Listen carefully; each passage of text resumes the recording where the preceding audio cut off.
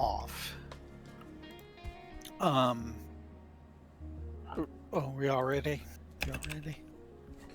I'm ready. Ready. I'm ready for this. Okay. So, Matt, you there? Yep. Okay. You're up. All right. So when we last left off, you guys had you had left the village of Barovia, and you were heading west towards the Sayre Pool, if you remember. Yep.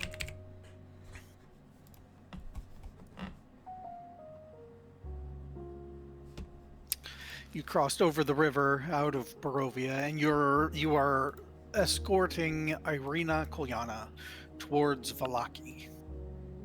But you are making a stop out at the Sayre Pool to speak with Madame Ava, who is a Vistani seer,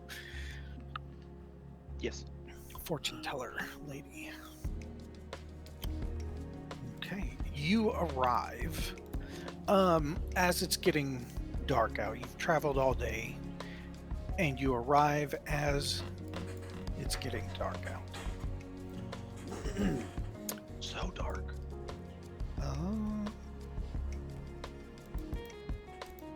Did you need to reload again, Nate? Because I did. Yeah, I did. Here, can you guys No, see that? yeah. Yes. Yeah, we can see now. I can see. Okay. As you enter the camp, you're met by a big man, kind of burly man, jovial looking sort. He says, welcome travelers. Welcome to the Vistani camp at Sayre Pool. I'm Stanimir. Please, you are expected. Madame Ava has been waiting for you. Wait. Expected? Expected, in fact. And he has a little twinkle in his eye. He kind of gives you a wry grin. Did one of you guys send a memo? I'm looking at the rest of the group. You were with us No. the whole time. Well, I know that. Well, one of us wasn't. When someone think- disappeared, Father. I'm gonna eye Jeffy. I'm gonna I eye know. you, motherfucker. I'm going to get uncomfortable and not meet Jeffy's eye. 'Cause That's he's right. Well- that's right. We are gracious for your hospitality. Excellent. Come, meet with Madame Ava and then join us at the fire afterwards. And he gestures you over to a large, elaborate tent. And he says, please, go right in. No, Max, go. So you are shuffled into this tent, and at a table covered in like a cloth with tea-light candles and kind of bones and stuff all scattered about, is an older-looking lady, older-looking woman. Welcome. Madam Ava's voice hisses in a low hiss as she speaks. Welcome to my tent. I have been expecting you. Please have a seat. Are there enough chairs? There are exactly enough chairs. I will sit down. Now, would you like your fortunes read? I see we have here,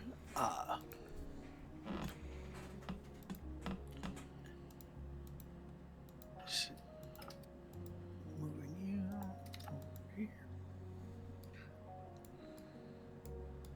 Yeah, sit around her table.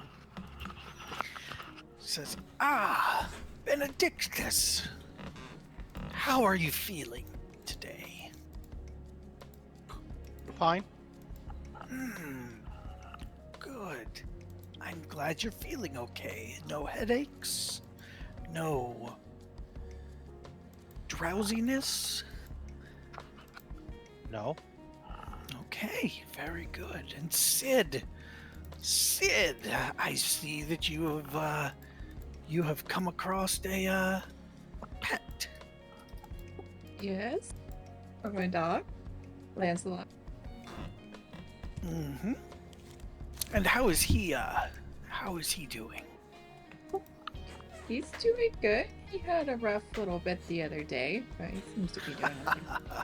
Rough. I get it. Very good. Hey, that's clever. And Jeffy. Jeffy, how are you feeling today? Good. Not hearing any voices, are we? Just the normal ones.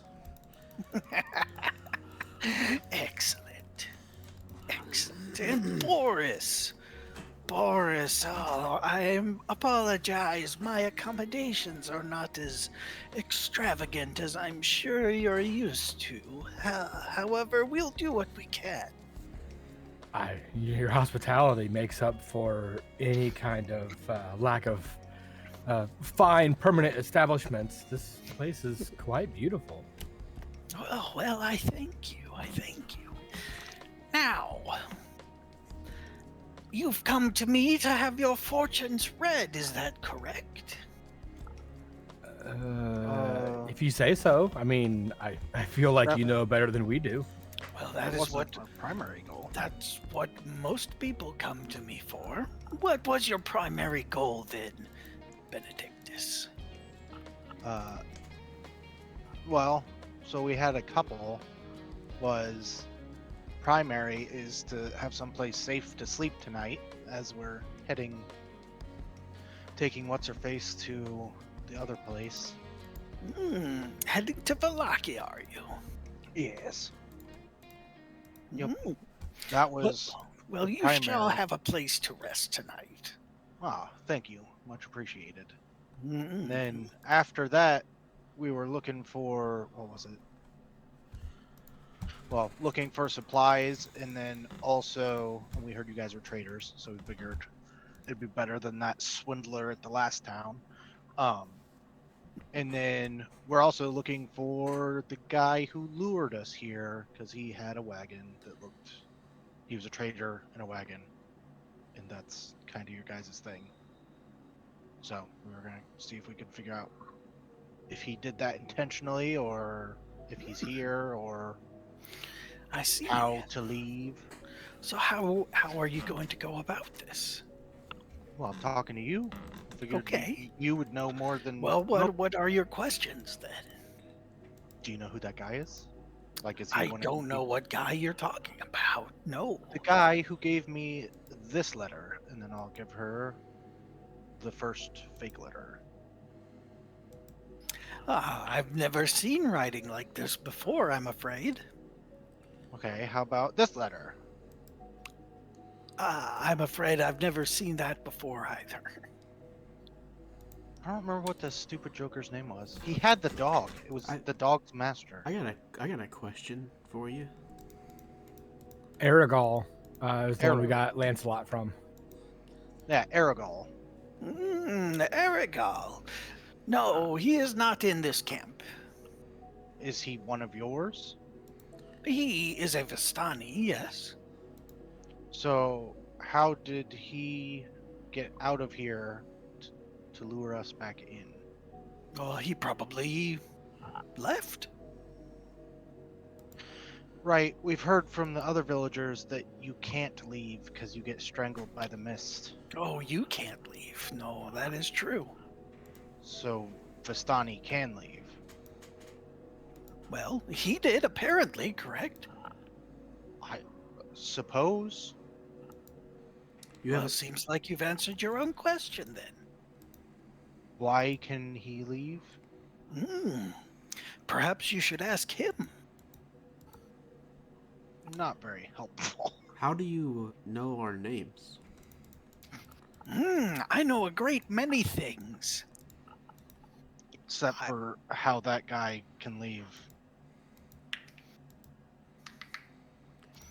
Will you read my fortune? You want me to read your fortune? Yeah, I want you to read his fortune as well. I think it might give me a purpose. Might give you a purpose. Are you feeling purposeless, Jeffy? Always. Yes. Well, you do have a purpose. Do you not have a mission? I mean, a temporary goal, yeah, I guess. What is life but a series of temporary goals, Jeffy? Jeffy. Do you not have your art to keep you company? That's all I have. Well, then you must find a way out of this land to get back home so you may continue your work. But how? How do we leave? That is a good question. Here, with your permission, and she looks around to all of you, I shall read your future. How?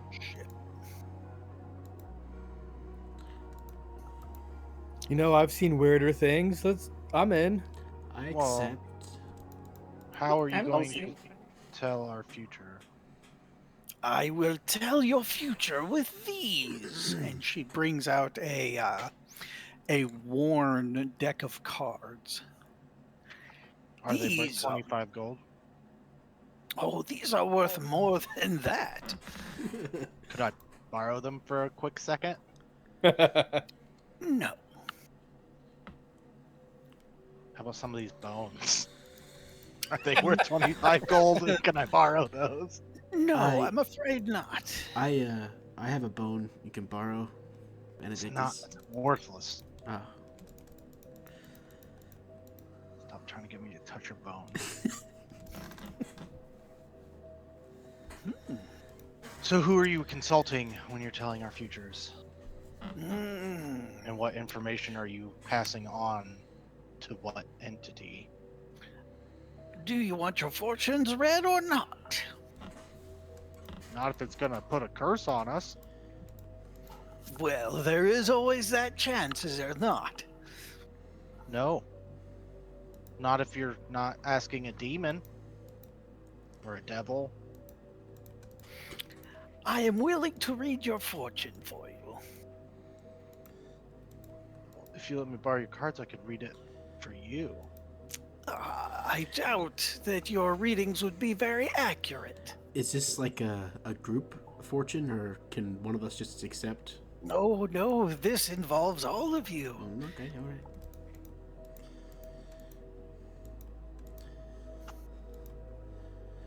So I'm gonna look at Benedict and say, something tells me that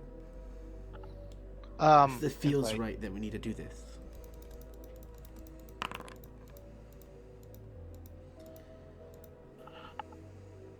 Insight. What are What are you you rolling inciting? about? Is she trying to curse us? How would you know if she was? By rolling a 20. I got 19. Well, you have to ask a question, or you can't just I roll did. a die. Like, who is she? Who is she consulting? Like, how? What is she You- using to read our fortune? You don't know, and she is not likely to tell you. Why? Okay, whatever. Like, how can we trust you? Well, I am offering to read a fortune for you. You don't have to trust me at all if you don't want.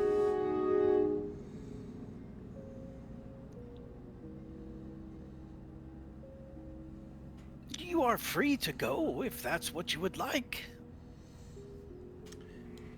I mean, she kind of reminds me of my grandmother. I trust her. What could possibly go wrong? All right. When she summons a demon to eat us, it's your fault. I will jump in front of it and save you from the demon. Oh, there are no demons here. Definitely. Well. And she'll wink at Jeffy. Hey, Jeffy, are you into older women?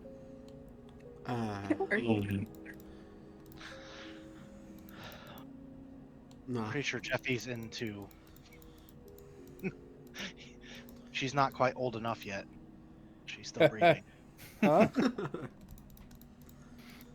So, do I have your permission to continue? And she shuffles her cards. I accept. I don't know about these others.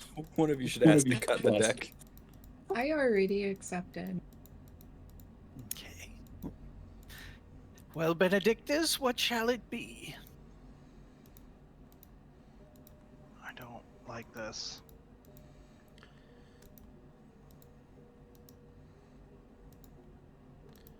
But I can't.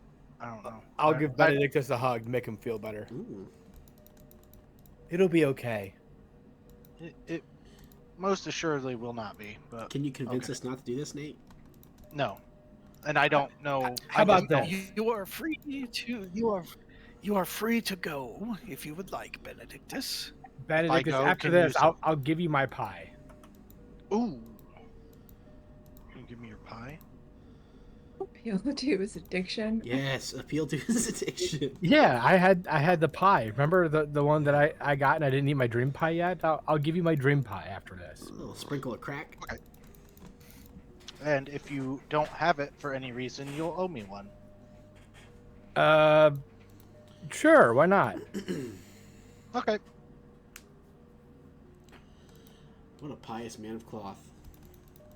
All right, Nate, give Pious. me a persuasion roll. Persuasion is not good. Mm-hmm. She just kind of glares at you. May Okay. I proceed? Do what you will.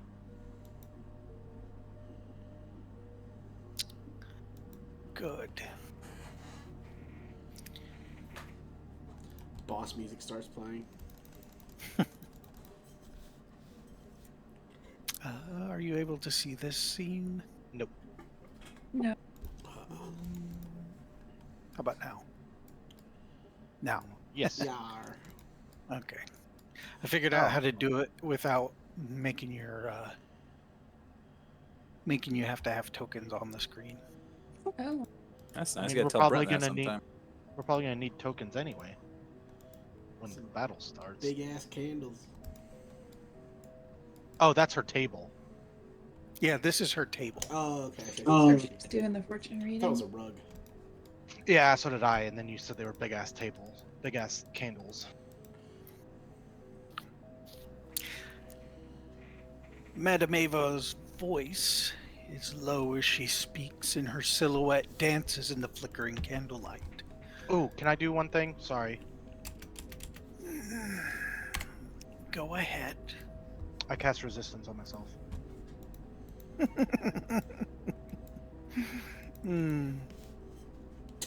Okay.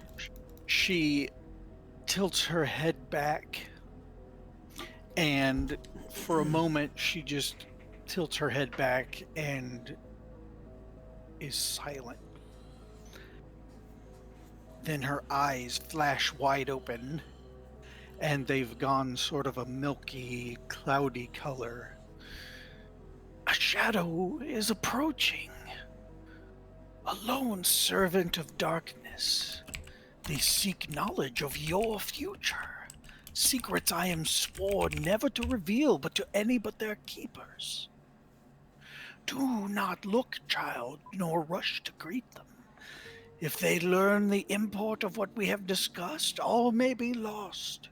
Do not reveal even that you know of their true nature, for the Master will know what I have told you, and his wrath will descend upon us all. I will read these cards as swiftly as I dare before they arrive, and you will listen closely, for I shall never again repeat what they say. Are you ready?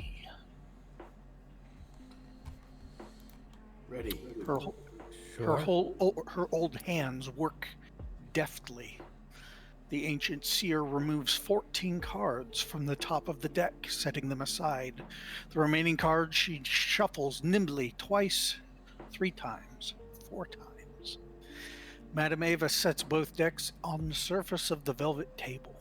Closing her eyes, she places her right hand over the surface of the larger deck. The crimson flames dim and swirl in eldritch patterns as her lips move silently, like her candles are whoosh, whoosh. A distant tension spreads through the air. The sounds of rustling trees and rippling pool beyond the tent's walls begin to dim, and the external world grows mute and insubstantial as the space within the tent grows more solid, more real. Slowly and reverently, she draws 3 cards from the top of the deck, laying them face down separately on the table, with the second laid between the first 2. She then moves to the smaller deck, drawing 2 more cards. The first she places below the first 3, forming a cross. The second she places in the center. The lights of the candles sway like silhouettes, leaning in towards the cards like anxious watchers. Yet the air in the tent is perfectly still.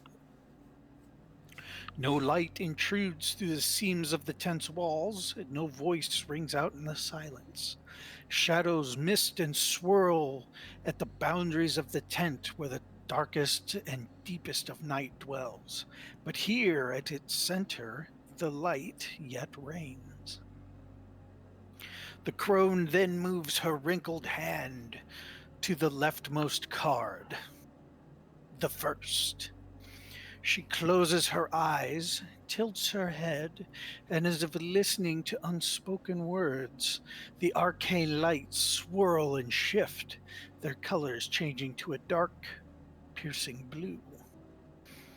This card tells of history, knowledge of the ancient that will help you better understand your enemy. She flips the card.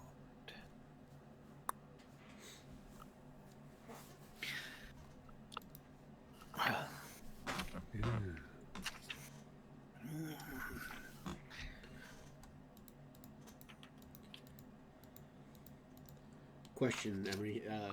Are these randomized on your end as well, or is it kind of predetermined?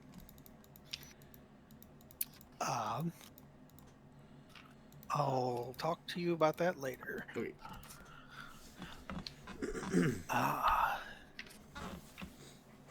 This is the illusionist, the 7 of stars.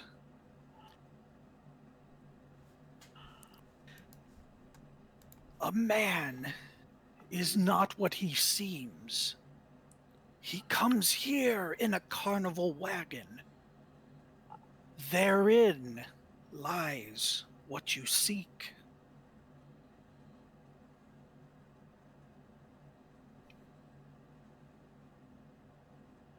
Did you get that?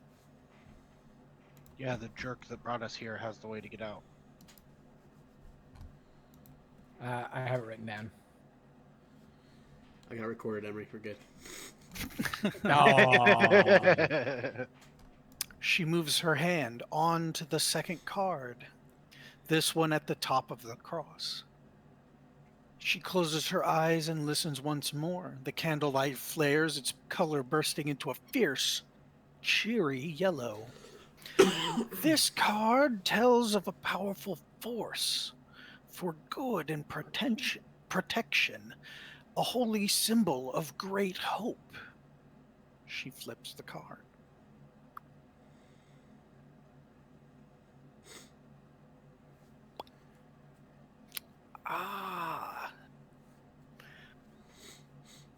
This time, the light reveals a new illustration.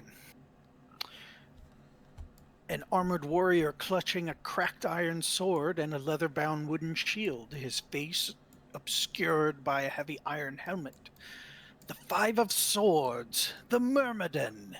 Her eyes stare deep into the shadows that lurk at the corners of the tents. The excuse me, the Myrmidon.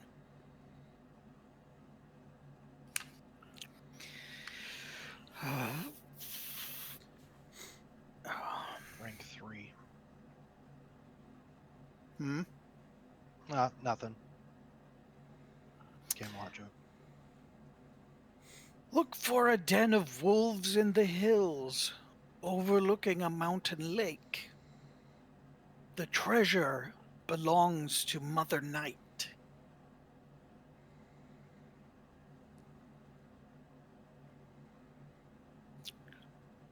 She then moves her hand to the third card at the right arm of the cross, her eyelids closing into a trance, her lips pursed in quiet contemplation.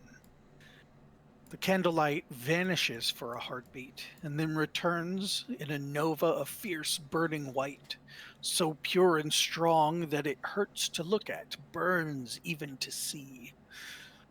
Madame Ava's eyes snap open, burning with a fierce determination. This is a card of power and strength. It tells of a weapon of vengeance, a sword of sunlight. She flips the card.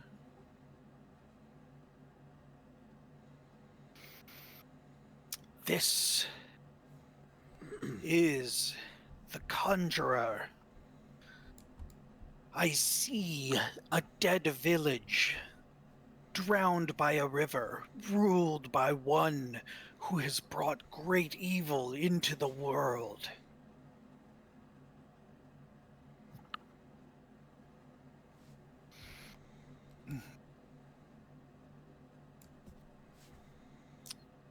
She moves back to the fourth card at the bottom of the cross and listens once more, tracing small circles across its back while she hums a contemplative note.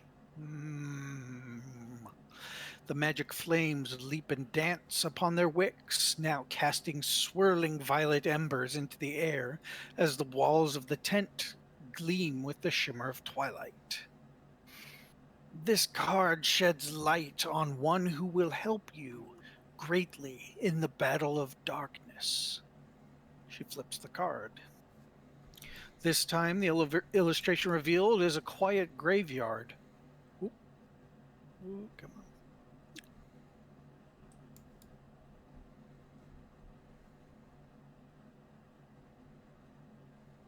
on. Choked with fog. This illustration is a quiet graveyard choked with fog, the entrance sealed with a sharp iron fence. Ah, the mists. Madame Ava leans forward. The mists.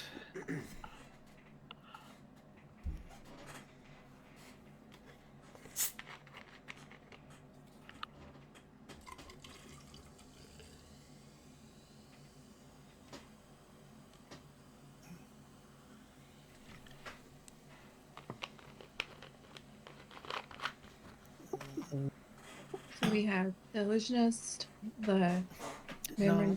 just give me a minute. Stop. Sorry. I'm trying to read them all again.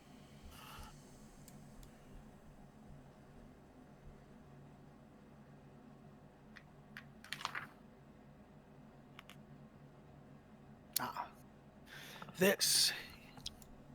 Yeah, sorry, I was on a weird page. The mist of Vistana wanders this land alone, searching for her mentor. She does not stay in one place for long. Seek her out at St. Markovia's Abbey, near the mists. Finally, she moves her hand to the fifth card and nearly recoils her brow furrowing until the wrinkles split her forehead like a trench. Behind her, shadows encircle the candlelight until the light is very neatly swallowed by the creeping dark. When she speaks, Madame Ava's rasping voice is scarce above a whisper. Your enemy is a creature of darkness, whose powers are beyond mortality. When the hour of judgment arrives, this card will lead you to him. Her hand trembles above the card for a slight moment, and then deft, ancient fingers reveal its opposite side.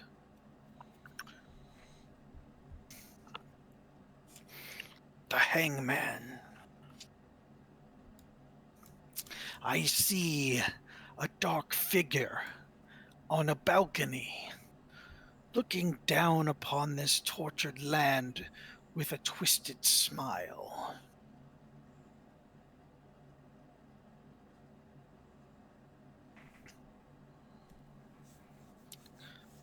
As the last syllable passes her lips, the old woman freezes and then rocks back in her chair, her eyes rolling until their whites gleam like pearls in the darkness. Then she snaps back, the candlelight burning down to its ordinary crimson glow.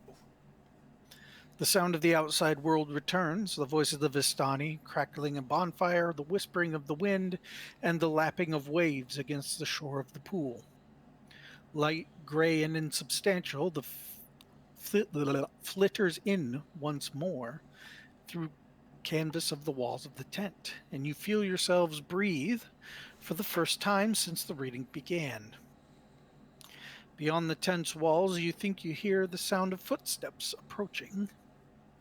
Madame Ava says nothing. She regards you silently with dark, heavy eyes.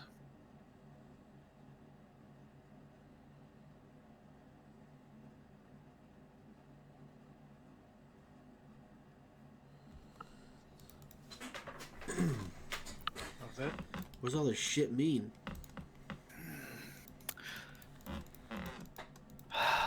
The threads of fate cannot be beckoned like a servant or conjured like a magician's trick. I showed you what the cards showed me and nothing more. Please, remember, do not tell any of what you have heard here. And she motions that you're free to leave.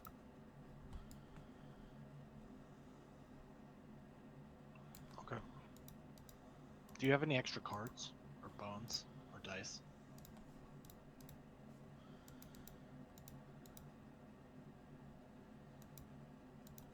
Stares blankly. It's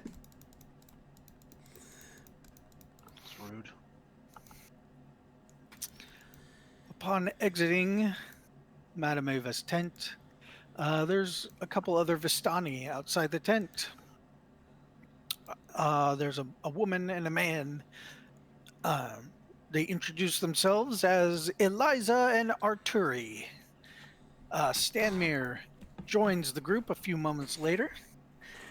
He says, please, come down to the fire. We'll get some food going, and the lady clicks her tongue and, oh, Stanmere, you have no hospitality at all. You haven't even given them anything to eat yet. They've traveled so far. You should really have better manners. And she says, please, yes, come. I can't believe he hasn't set you up right already. Stanmere is like, he kind of laughs and says, well, fate waits for no one. He's like, yeah, well, come and rest your weary feet, travelers. I'm being delivered tacos. Ooh, Taco, nice. taco. Come rest your weary tacos.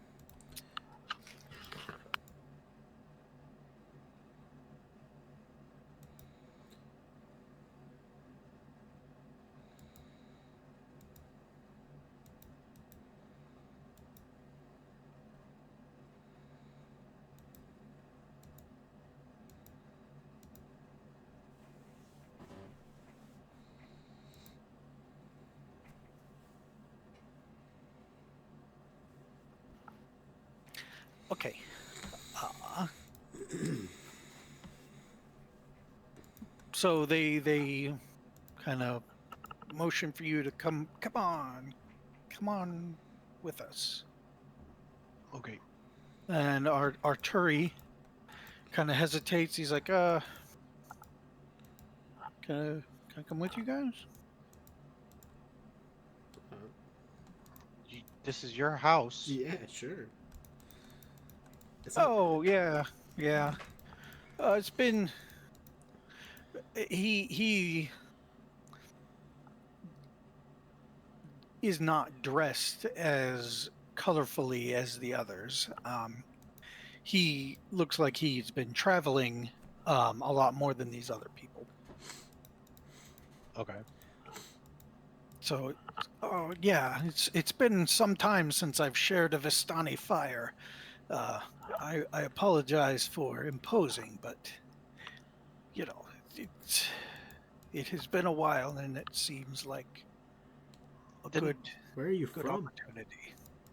Isn't that the guy that greeted us? No, I got to read this with Shadmore or something like that. Stanmere. Stanmere.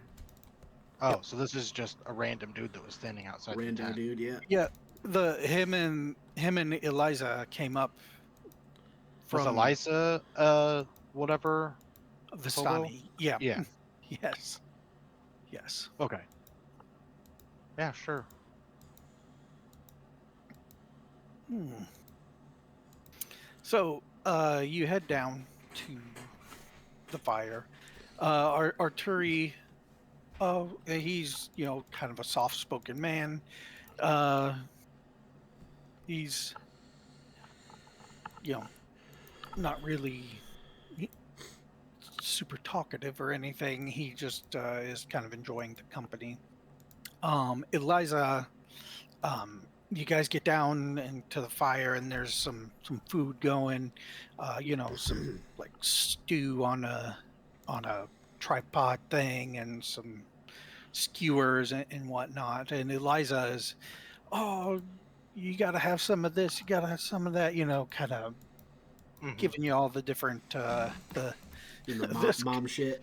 this kind of wolf steak and this kind of wolf steak and this kind of wolf steak because wolf is all over the place here. Mm. But there's parsnips and turnips and there's a lot of root vegetables going on. And uh she's just kind of an excitable, cheery woman. And Stanmere is just kind of the jovial, Do you need help hospitable cooking anything? guy. Oh, if you would, I mean, I don't. He kind of looks at Eliza, and she's like, go for it if you want. If you want to do something special, go right ahead." Okay. How, has Madame Eva always been your guys' leader? For as long as I remember, yeah. How long have you been with this group? Well, 30 years maybe. Oh, wow. She is quite old.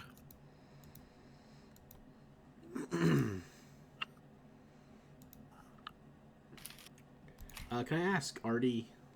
I'm gonna ask him. Arturi. Arturi, yeah. Mhm. What brings you here? Well, I've just been traveling around Barovia. Um, you know, just driving supplies here and there. Lately I've been traveling a little bit. I don't really have a permanent place to settle down, but I travel back and forth across Barovia, seeing the different places and doing work where I can. Okay.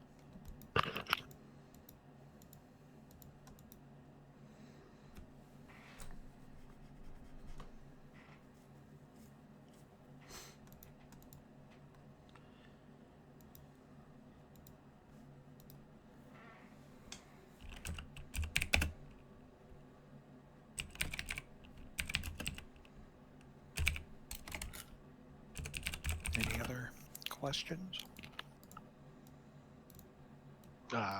Where's the trader stuff? But I figured we could do that in the morning. Where can we sleep?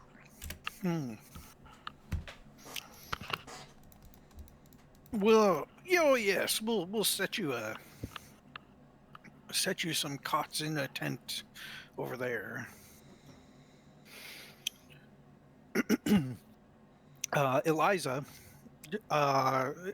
serves you up some hearty stew of rabbit, potatoes, turnips, and lentils, and some hearty chunks of flatbread.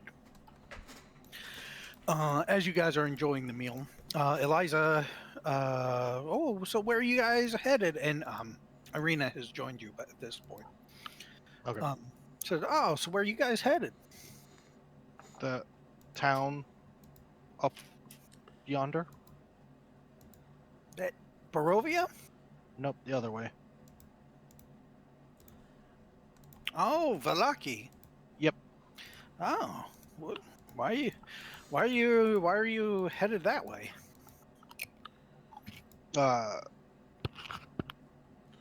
Hoping there's less vampires, and Hoping there's less what?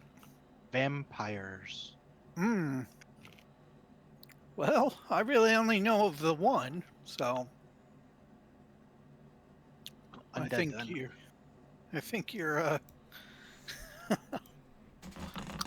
no. So what is it you guys do? Like tell me a bit about yourselves. Well, we were coming here to save someone who... So, basically we got tricked. We aren't supposed to be here. So, we were coming to accept a commission on helping heal an injured person, but it seems she no longer needs healed, and the person that sent us the note not only didn't send us the note to begin with, but is also dead.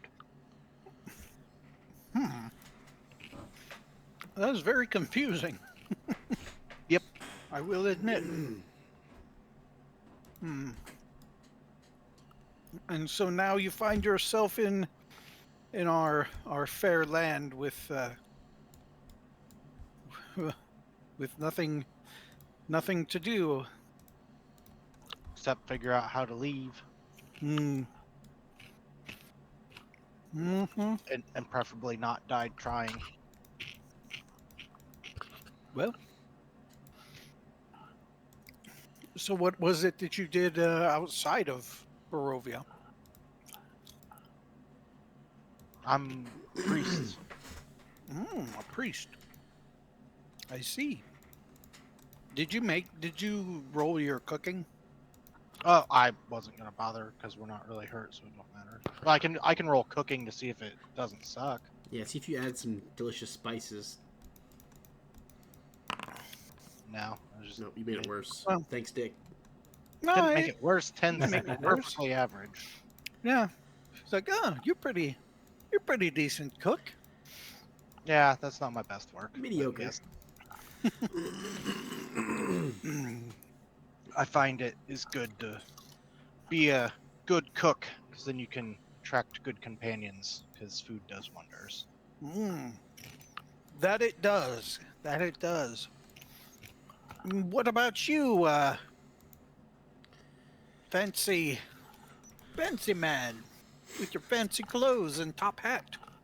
I was an entertainer. I was here to make sure everybody had a good time, put on wonderful parties, just a general, what'd you say, a host to those who are wealthy, which does me very little good, it seems, out here. How does a host wind up being tricked into traveling to Barovia?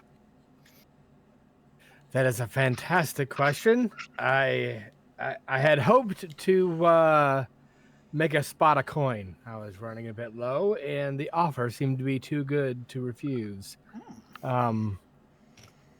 do note in the future that offers that are too good to refuse probably should be refused. Hmm. A hard lesson to learn indeed.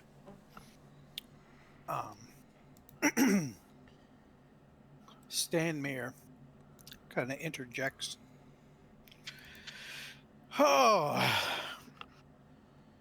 as guests at our Vistani fire, I think we need to play the game of stories. What say you? Hmm? Does this allow us to make money? Indeed, it does. Everybody puts up a wager, a small item of monetary, intellectual, or sentimental value. Uh, each participant must share a story that will make a man laugh or weep. Each time a story is told, everybody else must guess whether the story is truth, falsehood, or both. At the end of the game, the participant with the most correct guesses wins the pot. Mhm.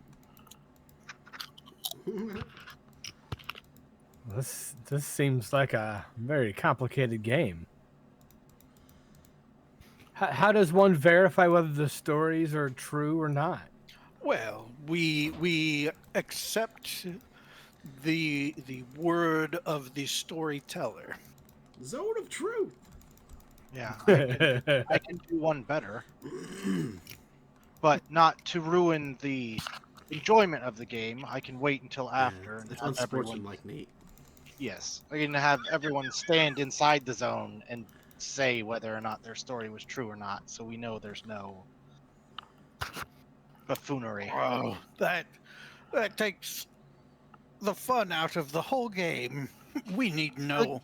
The game I, is I trust everyone here at their word. Who would cheat at a game like this?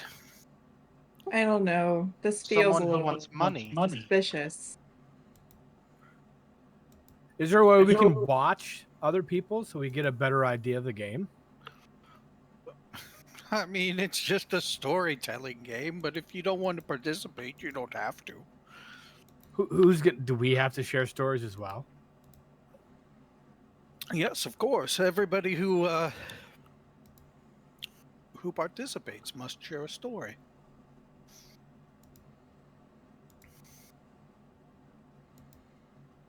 Can we do it in the form of interpretive dance?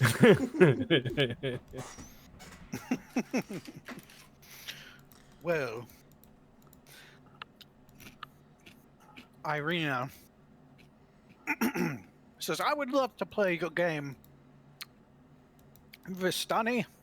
And she pulls out a wooden hair clip in the shape of a sunflower. I once wore this as a child. Here, this will be my wager. And Stanmere, ha ha.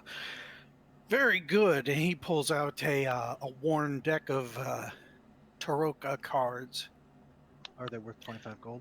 These have sat unused in my dusty wagon long enough, I think.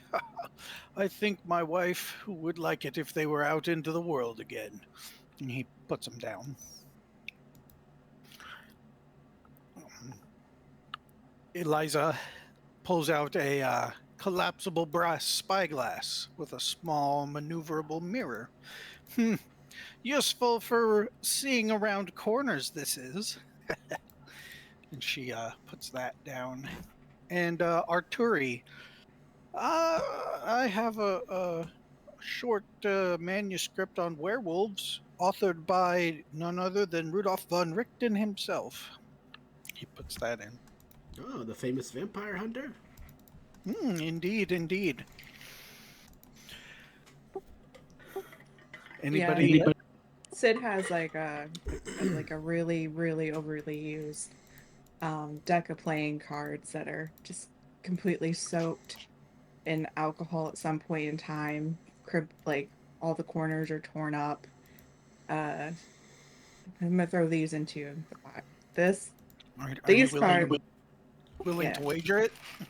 Yeah, these cards have a lot of memories.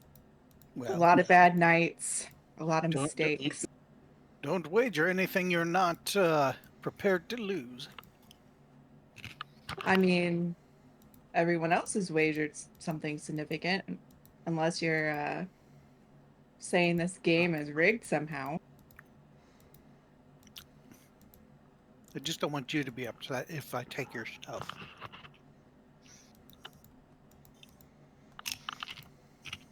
I wish I had better shit worth wagering. All I got are these cards. Can we play as a team? Since we're new. No. Jeffy's definitely not gonna put his pencil or his sketchbook in there, but he will put 2 gold. Hefty wager indeed. Yeah. But yeah, you can put your cards in. That's fine.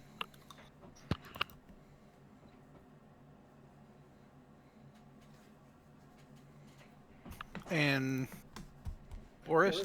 I ruffle through a pack and pull out a set of heavy manacles. These have been through a lot, and me part of their journey. Quite a story, I should do tell, but I think we'll have to wait till we get started, and I'll put them in the pile. Very good. Very good indeed. Benedictus? Put a pie in. I'm not putting a pie in. They're my pies. Put your holy symbol then instead. You won't need that anymore. No. I'll put my alms box. No. It's empty now. Well, right. The fuck is that?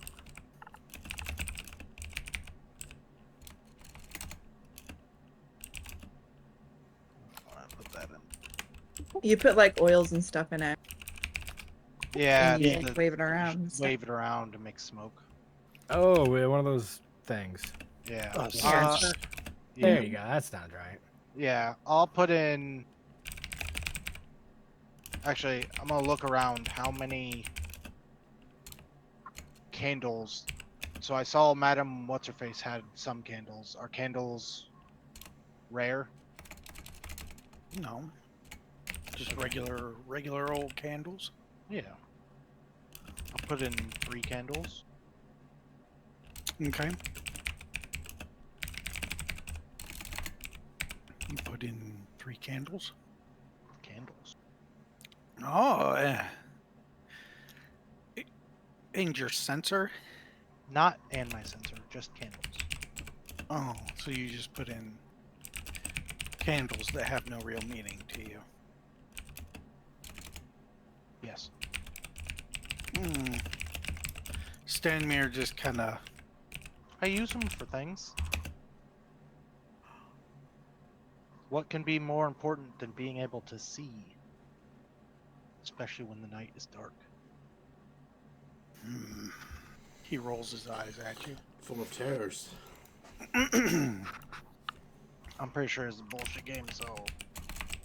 Well, then why don't you start, Mr. Benedictus? Tell us a story. And it needs to make you laugh or be somewhat enjoyable. Yep. But the main thing is, do we vote on it? Is it true or is it false? Or is it a half-truth?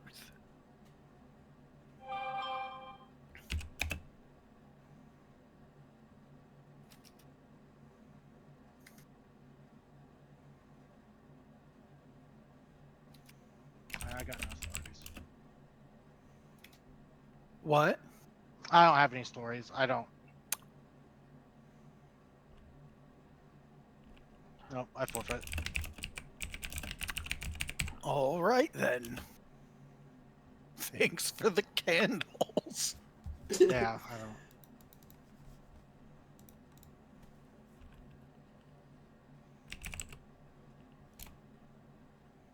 Okay. Well then, would somebody else like to start us off? Can we have one of the wait, before you do that, Nate, before you did that, can we have one of the NPCs go so we can write some stories or no? Okay. Yeah. Yes. If you need a moment, please go ahead. Take a moment. Yeah. You guys wanna do like a 10-minute break and write up a story and whatnot? I'm down for that. Okay. Sounds Sure. good to me.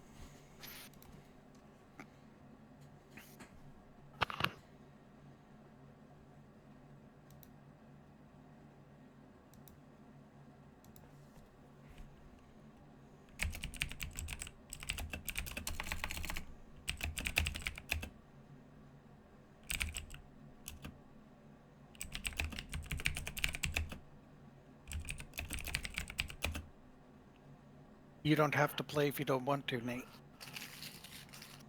Huh? I just don't. I don't have any back. Like I don't Just make understand. something up and then just lie Chat about it. GPT, make a story Right. I don't. about cream pies and candles and Cream pies. And make it rhyme. Yeah, that all sounds like too much thinking.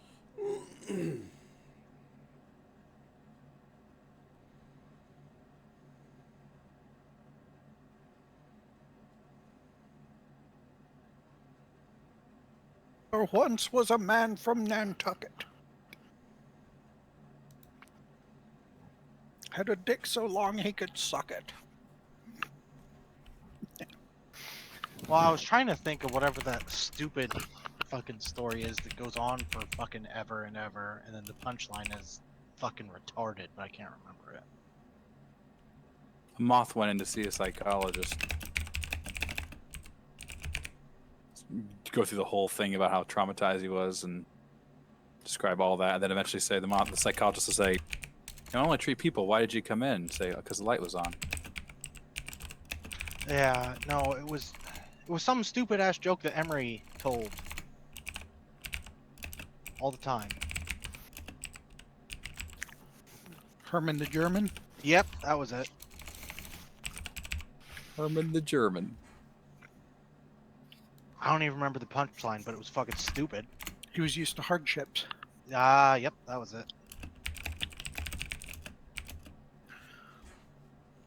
So he didn't get hurt when he dove onto a submarine.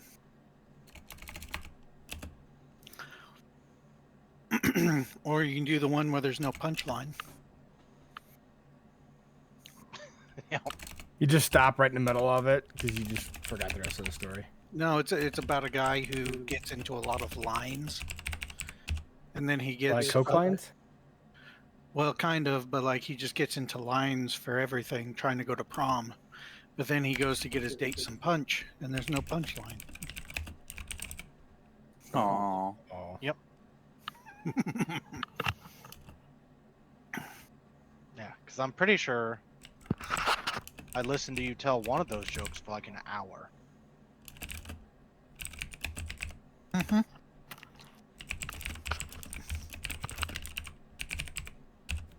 So that's what I was leaning towards, and I was like, no, I don't want to do that. And I couldn't remember what any of them were. I just knew they existed.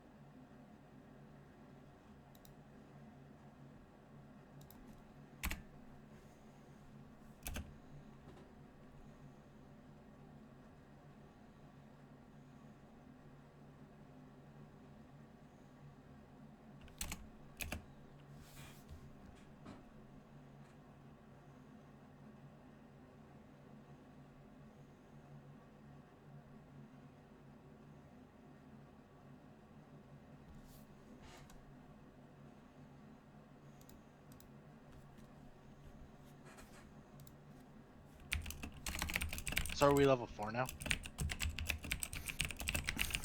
I mean, they should be. Maybe not you. Why? Because you piss them off at every turn. It's not my fault they're being dicks. They're not. You are. I'm not being a dick. I don't want to. Won't play your game. Huh? Can I have your cards? Can I have your cards? Can I have your bones? I don't trust you. Oh no, I'm supposed to just blatant. There's trust the witch. that Blanket. Yeah, just trust witches to cast whatever the fuck they want on me. It's fine. You came here. I gotta lie, if you would have walked out, I would have walked out with you. They would have murdered you if you Ah. would have left. Yeah, the people outside waiting for us. Yeah, like the All whole of camp. Vistani in general. Yeah, they would have. You'd have been in a ditch.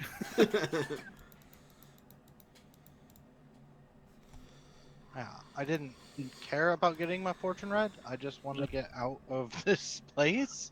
Like, I don't know. Don't want to be stuck in this place forever. Right. I got a story.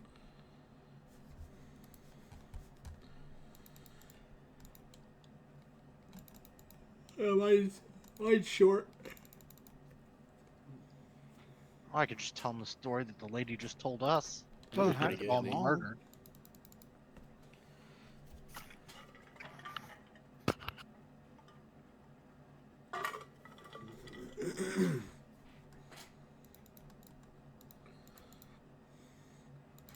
I'm gonna grab a slice of pizza real quick.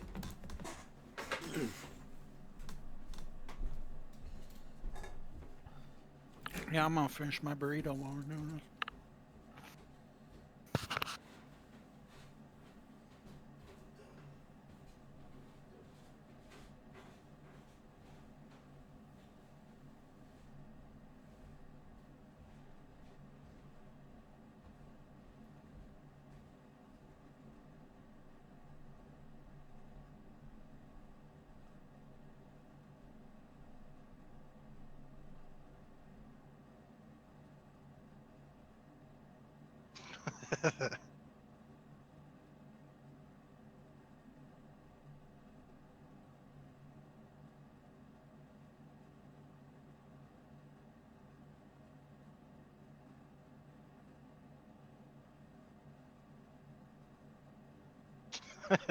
Okay, I have a story.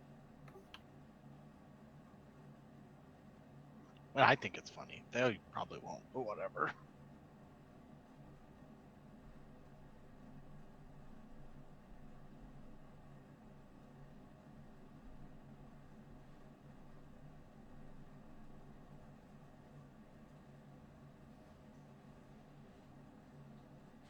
It just has to be a story. It doesn't have to be a story about me, right? Okay.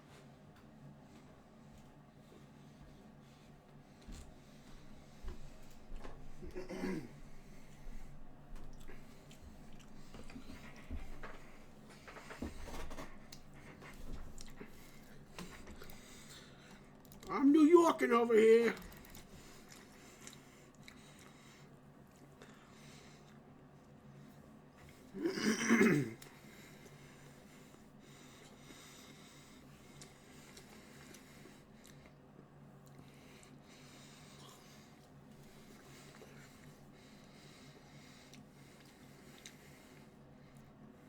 That's a good burrito. Hurry. Fuzzy. A fuzzy burrito. Just gotta let it sit a bit longer.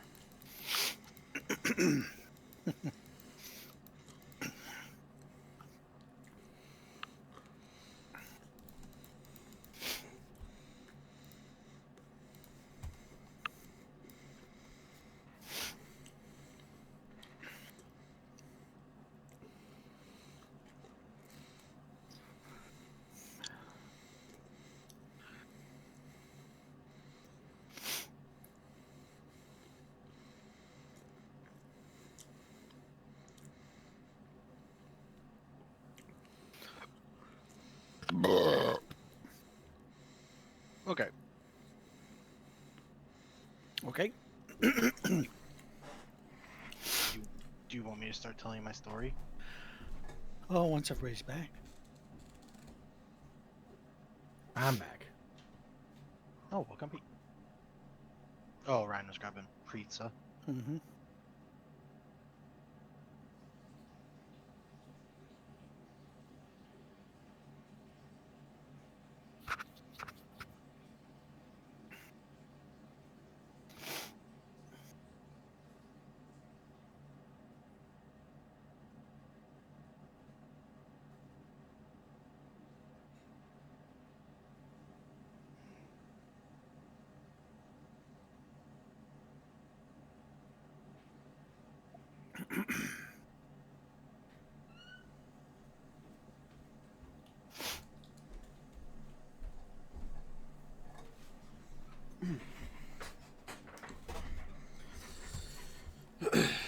I'm back. We got a double dose of D&D this weekend? Next weekend. Or next weekend? All right. I might need next week though, because this is about as far as I've prepped Gotcha. into the game. Like I've read through it, but I have not put any of the Figured out. maps or anything together. I've reached the end of my maps. To be fair, we've been pretty consistent. Mm-hmm. Yeah. Yeah. I think it might be a good one to take a break next week because we have Brent's game on Saturday. Mm-hmm. That makes sense. That way I can prep the next chunk. And at the end of this game, you got some decisions to make. Like where you're going. Kind of thing. Okay.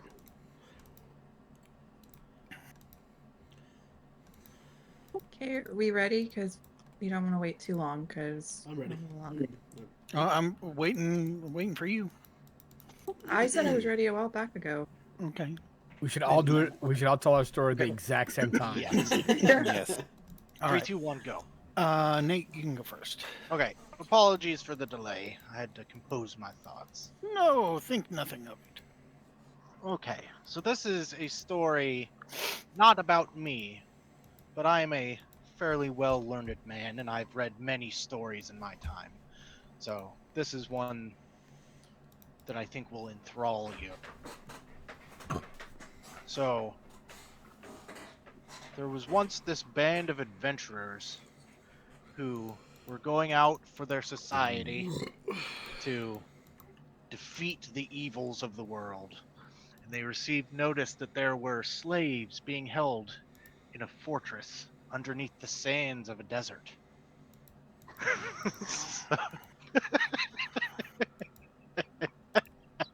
Are you alright? I think I get it. Oh, Emery gets it and he hates it already. So they go out to this settlement and they learn that not only are there slaves under this sand fortress, they're also stealing all of their grain. So they need this band of adventurers to go put a stop to the slavery and quash the band and get their grain back. So the group of adventurers goes out trying to find where the latest grain delivery had been waylaid. They searched for days and could not find anything until the druid among the group had a bright idea to speak to a field mouse. And the field mouse pointed him to the direction that they had stolen the grain, where the grain had been stolen at and where they went into the dunes. So then the group of adventurers sneakily approached the cave entrance and found their way in and started sneaking their way through the fortress. They see mounds and mounds of grain everywhere, tons of grain. And then the fat cow in the group decides to start murdering all of the slaves and burn the place to the ground. And they failed their mission and went home.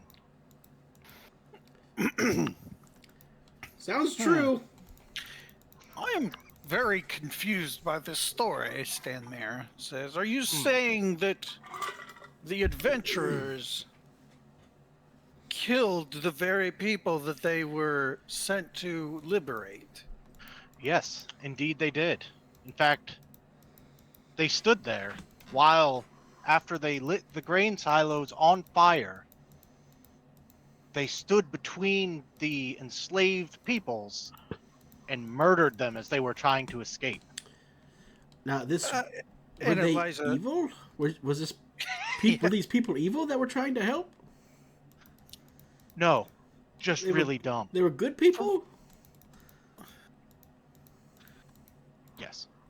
but surely they were being paid by somebody to murder these. No, Slaves quite the that were- opposite. They were being paid to save them and return the grain that they burned. Maybe there was a miscommunication along the lines. Well, that is obviously not true. No group of adventurous people could ever do that. That is absurd. Eliza, yeah, I'm afraid that's no, I don't believe that. And Artura, yeah, I also have to pshaw. Well, I think it's one of those things that's so absurd that it seems like it can't be true, but it's actually true. So I'm going to say true. True. Sid, what do you say? What say you? I say that it's not true. Not true. Boris. I feel it's true. Well, Benedictus. It is. And I press the button. True. No. Surely not. Unfortunately, my friends, it is. And this is why I was suggesting perhaps we use a zone of truth after all the stories have been told, so that you can see that I am not, in fact, pulling your leg. Because No. I believe you. I just cannot. You said fathom. a fat cow initiated the murder. Is that true? Was it a Indeed. giant cow? it was not a literal cow. That is Oh, just okay. how she is Mm. recorded in every mention of her that I have ever seen. Okay.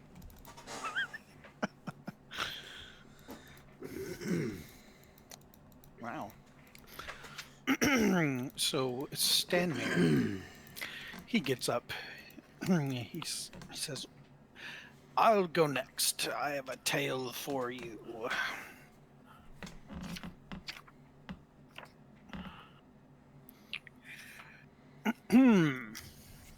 Suck on them titties, Emery. Stanmere fills his mouth with wine and spits it into the fire. I feel The like I need to hear flames- the whole story at some point.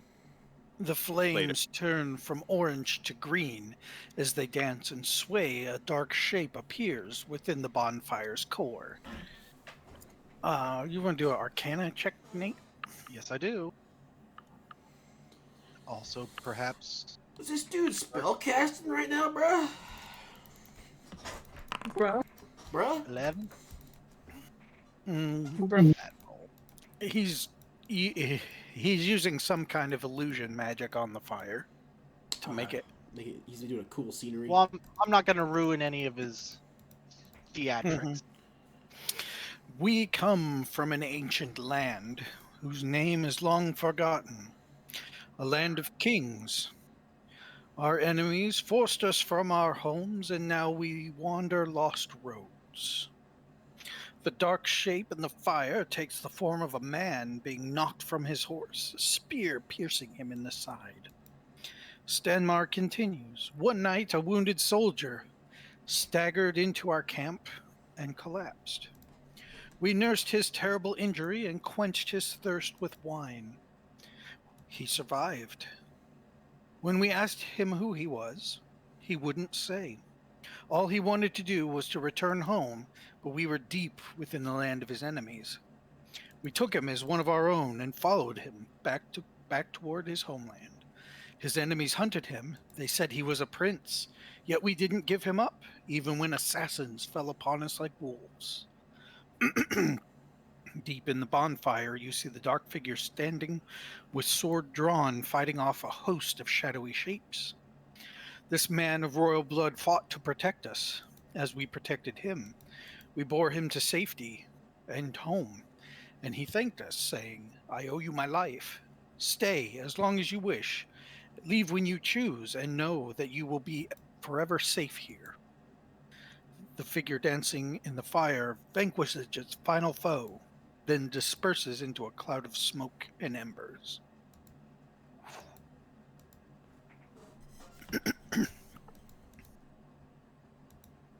True. Not true, just because of the theatrics. So Sid says not true. Jeffy says true. Yep. Boris says I think it's true from a certain point of view. and Benedictus. Can we roll insight? Sure.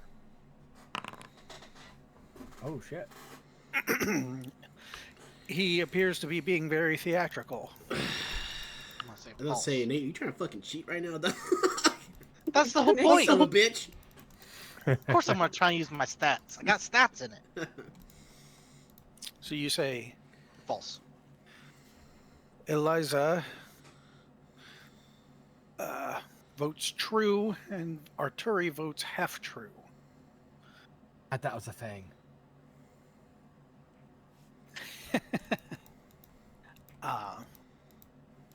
It This story is indeed true. Oof. This prince was saved by the Vistani.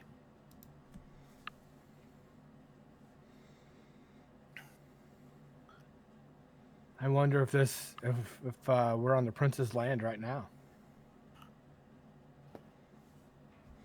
I wonder if the prince is a vampire.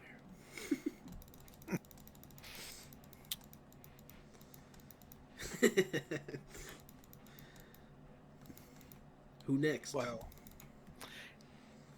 Um, well, this prince was a true friend to the Vistani people, even when his heart was led astray by shadows and mists. Mm.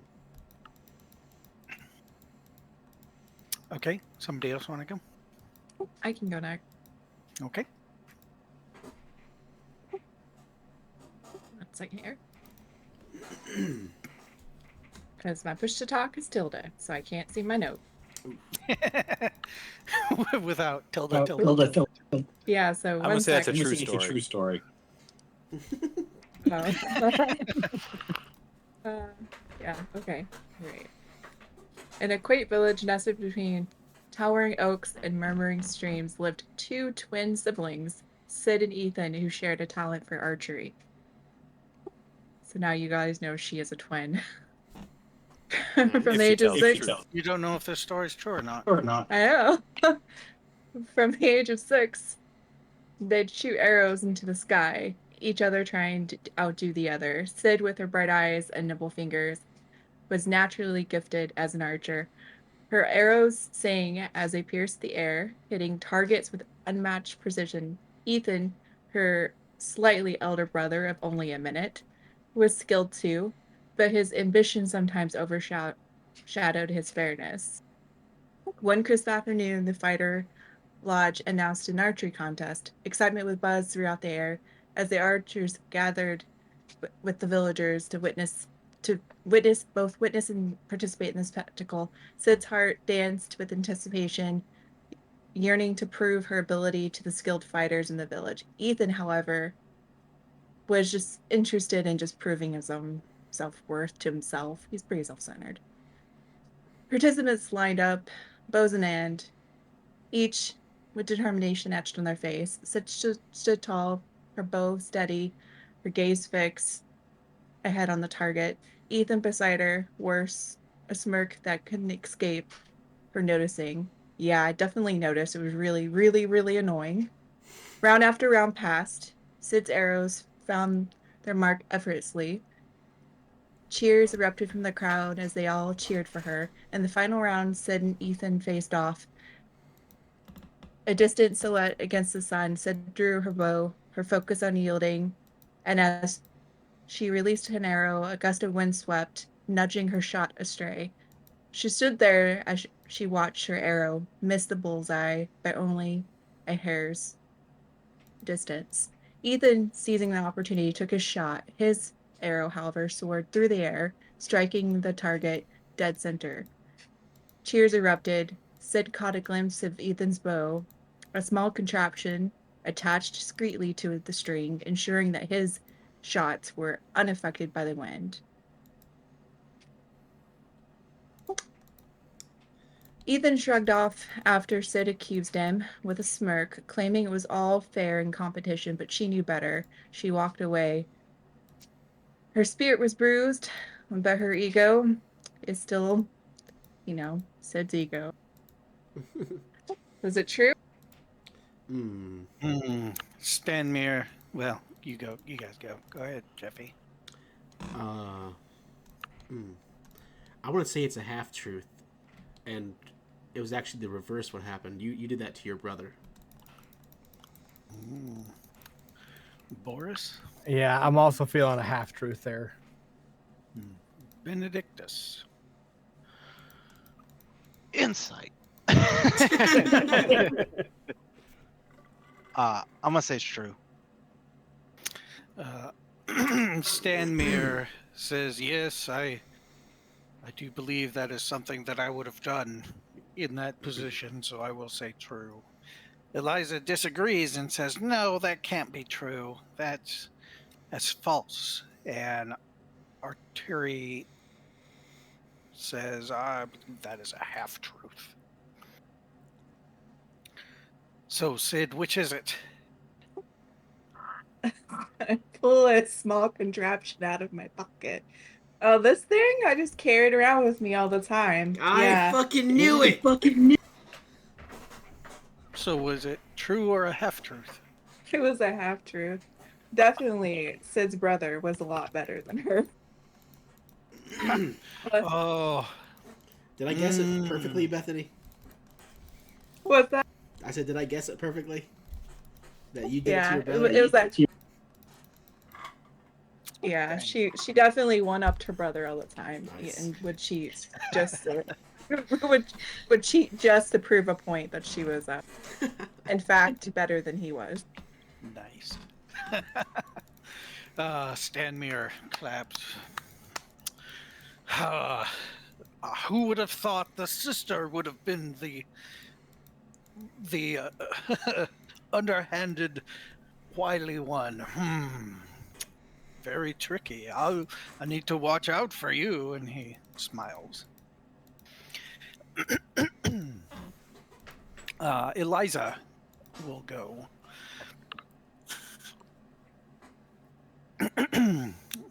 It is said that within each raven flutters a lost soul, and that each raven's song tells a tale of ages past. They whisper, so listen closely. She takes a deep breath, and when she speaks again, her voice is quiet with an eerie, melodic quality to it. Sing, ravens of Barovia, birthed from the mists and bathed in twilight. Sing of Lugdana, the morning lord's stalwart, dawn-touched foe to the deep lurking dark. The holy symbol of ravenkind, her testament radiant, the warrior's beacon of faithful resolve. Sing, ravens of Chernavog's rise, named green god and demon lord upon Yester Hill. Lugdana, gray-haired, weary of battle, her long sword and shield yet polished and ready. Guided through shadows toward sacred ground, she clashed with the demon, their tempest-like dance. Seeing ravens of Lugdana's last fury, of ravenkind's token now blazing with light, the The battle's tide turning, a hero's brave cry, a final onslaught with divinity's grace. The demon lord banished, the warrior now fell, the wound in her side gouged, too deep to bear.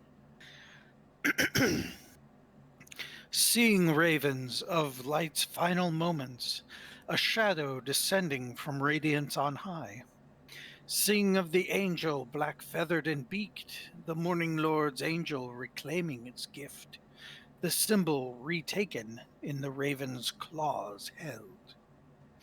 Sing, ravens, you are the keepers, the watchers, the tellers of stories untold.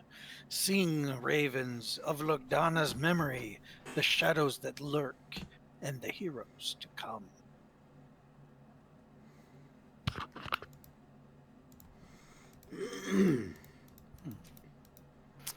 What think you of this tale? I don't know. The half truth, maybe. What'd you say? I said half. Yep. Half truth. Half truth? Okay.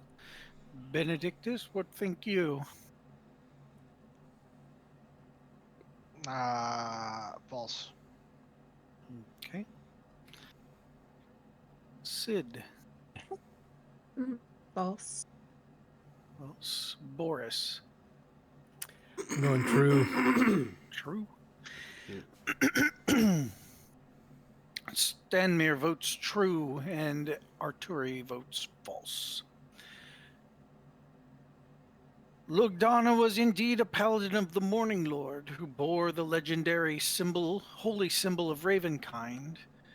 According to legend, the symbol was given to her by an angel in the guise of a raven. However, nobody knows what happened to the symbol after it fell at Yester Hill, nor where it resides today. So it is a half-truth. Damn, dude, I'm too good at this game, yo. One of us needs to do good. All right.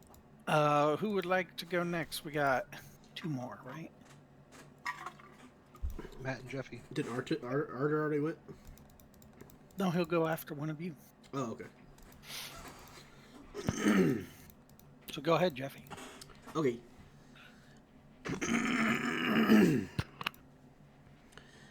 When I was a young orphan on the streets, a man offered me a small fortune to spy on his political opponent. I did as I was hired and spied that night. I crawled in through a hole in the fence and lifted myself onto the windowsill. It was there I witnessed a man and his wife arguing. The man. I then saw the man pick up a knife and stab his wife in the chest. The man screamed and then ran out the door covered in her blood. I fled at that point and ran back to the man and told him what happened. I still recall their shapes grappling when I closed my eyes. End of story. Succinct yet to the point. That's what succinct means. Fuck you. I say that's true, says Stanmere. And Liza says, yes, I think that is too compelling to not be true. It is definitely true. And Arturi says, I think there may be an element of truth, but yet an element of deception. I say half true. Benedictus, what do you say? Half true. I think Jeffy killed the guy. Killed the lady. There was no guy. Sid. I say half true. And Boris. Also half truth. Half truth. You're right, it was a half truth.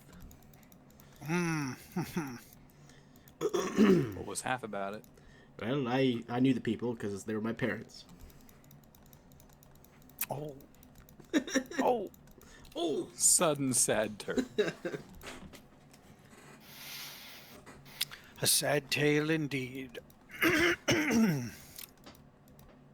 So you weren't an orphan. That's Not your the time. story of becoming an orphan. Yep.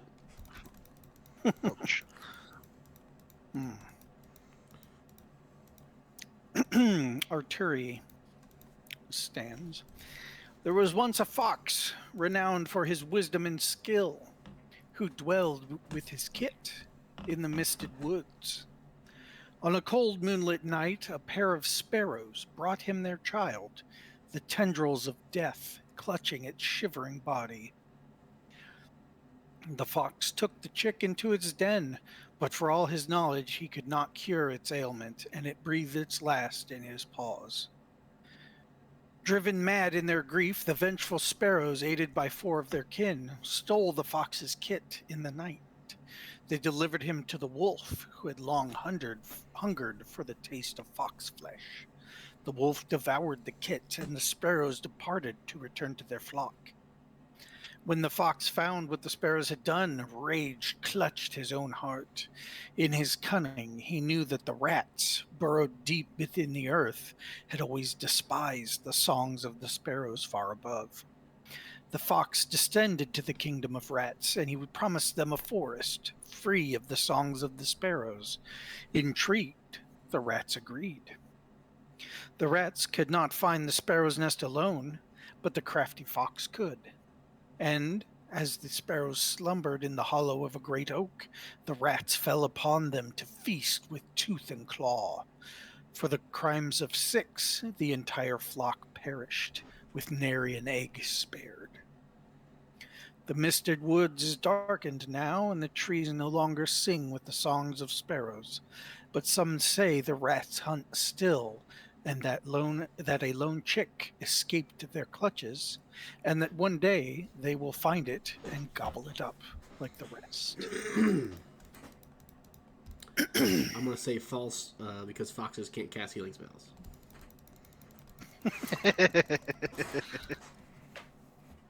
All right, Benedictus. I'm gonna say false because a fox would eat a bird.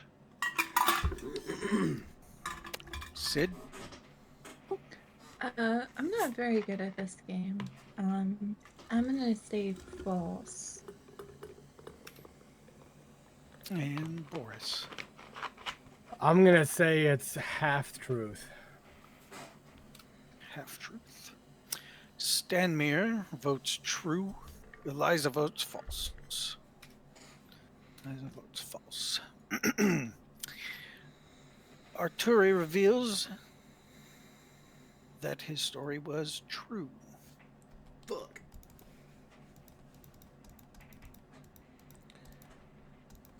Well played, Artie. I assume this means he can talk to birds. He just knows the story.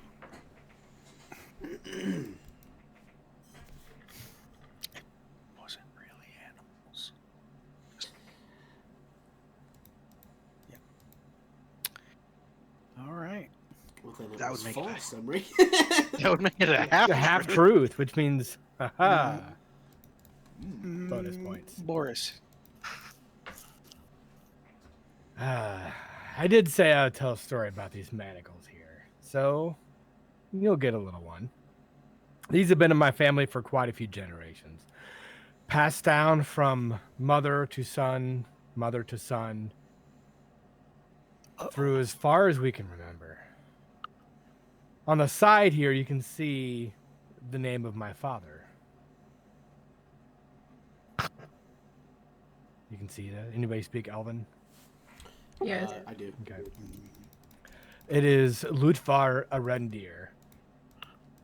This was used to capture my father and by my mother in order to keep him wed or fleeing from the wedding itself. These manacles have been a way that my family has secured proper lineage of, say, and made most advantage during dowry. So you can see these things here quite useful, and soon enough, I'll find a use for them myself. Please don't capture women. Says Jeffy. Hey!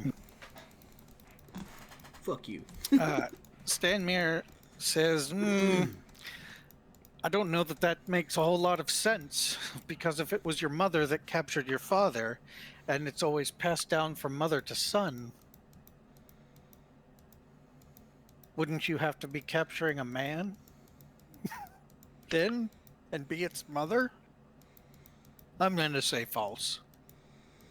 Hmm. Eliza says, well, I think that might be a half-truth. And Arturi says, yeah, but I don't believe it. I don't believe it. Benedictus. Half true. Jeffy. It's my belief that you're full of shit. False. And Sid. Half true. Well, Boris, I have no idea where these are from. I just found them before I came into the bar to accept this. You all very good.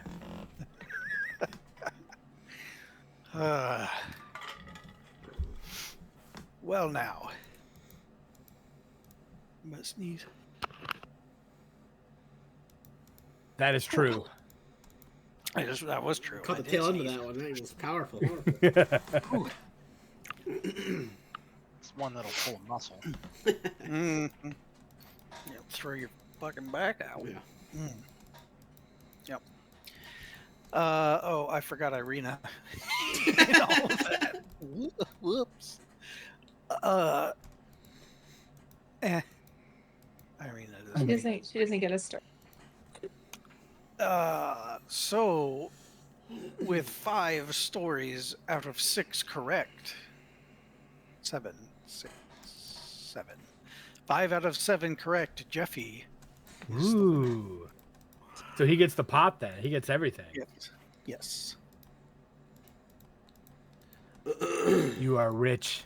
Rich beyond our wildest dreams. You got some candles. Oh, all right, I got my 2 gold back. You And got some 2 gold. super You can, overused playing you can, cards. you can take your cards back, Sid. It's okay. And you got Boris's spyglass? manacles, a spyglass. You got some tarot cards, and what was the other thing? Did you need cards, Benedictus? If they're good, A manuscript on werewolves, shit. Yeah, we need to read that. and a painted wooden hair clip in the shape of a sunflower. I'll pick up the hair clip and look at my bald head and go, Tuck it in your pants. yep.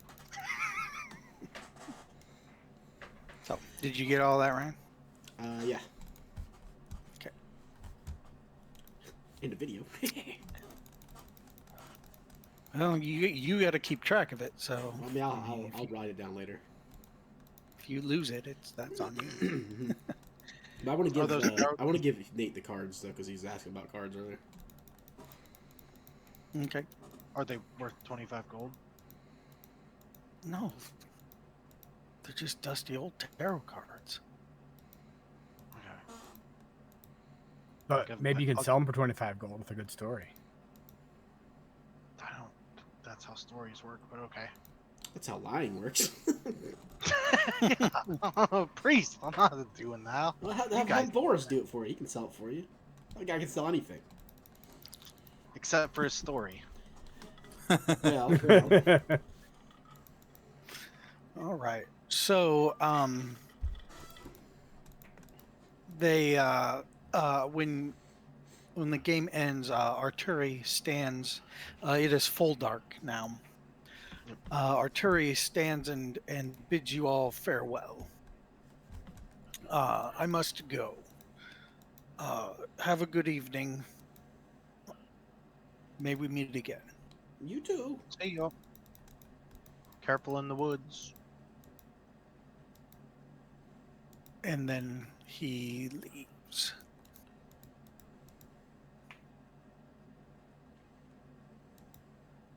Okay. So that was it Ludana, the paladin of ravens.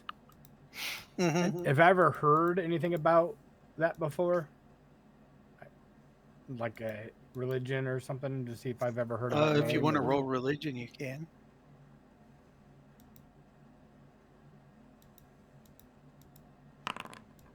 Oh yeah. Why is it secret? It's private. You don't get to see how much I So good. know. Yeah, you've never heard that name before. They don't have any kind of brass braziers around here, do they? These are like Not particularly. Why? I want to cast a damn spell. What kind of a spell? Find familiar. Oh, brass brazier. Like a bowl? Like a brass bowl? Yeah, pretty much. I have to basically consume charcoal, incense, and herbs, and it must be in a fire in a brass brazier, which is not very specific. Okay. Well, I think we have a brass pan around here somewhere that you can summon it out of. And do they have a shop here? Like, do they sell anything? I'm sure you could find some people to trade with in the morning. Ah, fantastic. I've got some incense. Yeah, I need some charcoal too. You don't need things that don't have specific item values. It says 10 gold pieces worth of charcoal, incense, and herbs. So I'm assuming Well, that Yes. that's got a little specific. You just need a really nice, shiny piece of charcoal. Yeah, that's true. One night, like a diamond. Mhm. All right. Well, they Stanmir and Eliza, they head off to tents to go to bed. They say, "Oh, our guest tent is there. You are welcome to it. Welcome to sleep." I'll walk into the tent whistling and flinging the manacles around my finger. Can we have a sidebar real quick though, with all of us and just us? You're in the tent. I All mean, right, if all you right, go I'm in the gonna- tent, you can. Okay. Who the fuck is that Artie guy? Like, why is he here?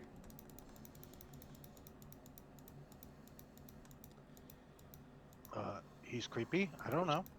I think he's a I spy. don't think we have like any information about it.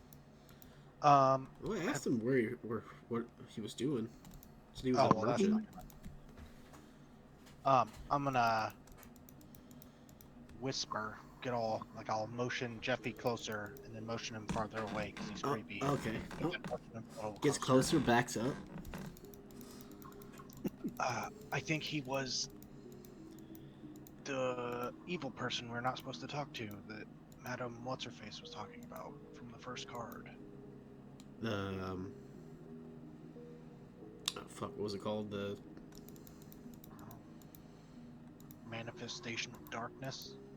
think so. Something You like said that. manifestation? Well, I don't know. That's why I think it was a bad guy. He's bad. Bad guy. Oh, good guy. Yeah, I think he was here to try and learn what we. Oh, it was probably that elf dude in disguise.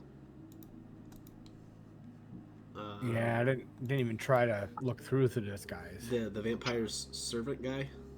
Yeah. New plan. Everyone we meet, we have to poke them in the face to see if they're wearing a disguise. Oh, can't you just see if someone's dead or not? No, I mean, you're I'm a not man I'm of not God, so I'm not a paladin. Can't you just insight? You can insight. You can I can insight, and you can insight. I tried to You insight. can rub our and insights together. My insight skills failed me. So I was for Just sure that guy was oopsie, just oopsie some holy water. just oopsie me some 25 gold worth of silver. Oh no, I fell over. Oh no, I fell over again. Mm-hmm. If I had holy water, we could. That's a good idea, but we don't currently have the funds to create any. All right. Well, regardless, I think we should set watch tonight. Yeah, maybe we can barter tomorrow to get some Yeah, more useful supplies. items. Yeah. Hopefully they're not ridiculous like that scoundrel in whatever the town was. Well, I'll take a watch, first watch, or Barovia. whatever. Mm-hmm. Okay, Rena's doing first watch. I can do a watch. I can do a watch too. Okay. I can do nap time and eat a pie. All right. All right. First watch. Benedictus, you're out. Zoinked You're out. asleep. Mm-hmm. From that I'm crackhead eating sleep. pie. You've I can already eat- eaten a pie today. Okay. You're gonna OD, bro. You I gobbled don't- one up before you guys left Barovia. Right, they're delicious pies. Okay.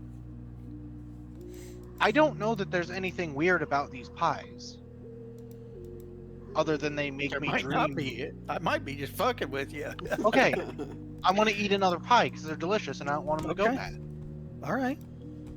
Can Give you me roll a, slow in front of everybody? give me a chef check. Chef check? Oh, to see What if is they'll go it? bad.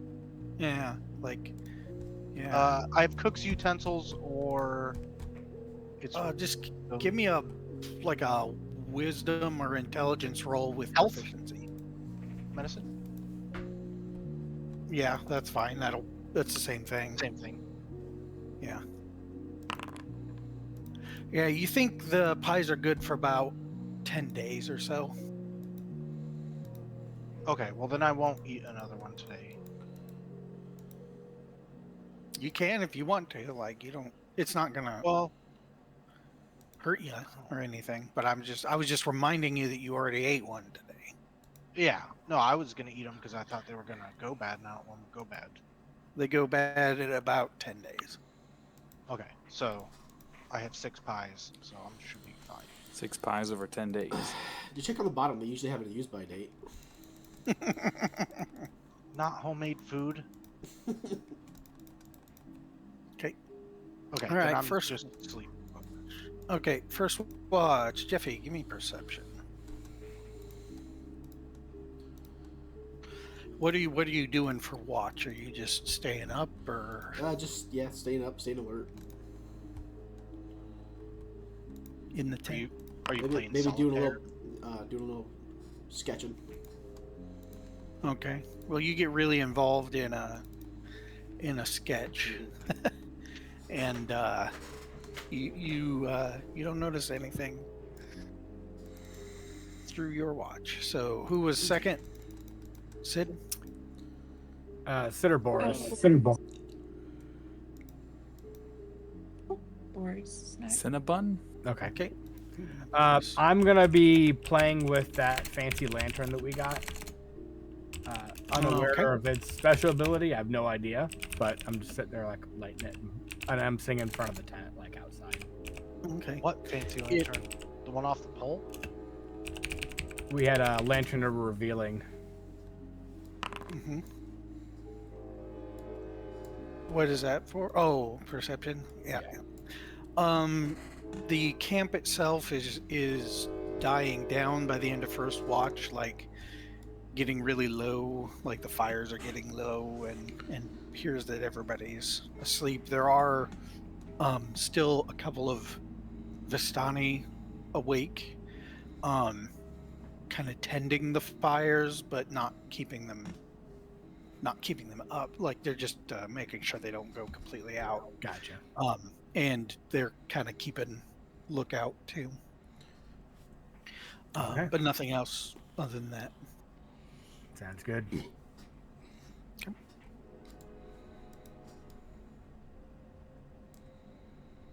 Okay. So we can sit up for her watch.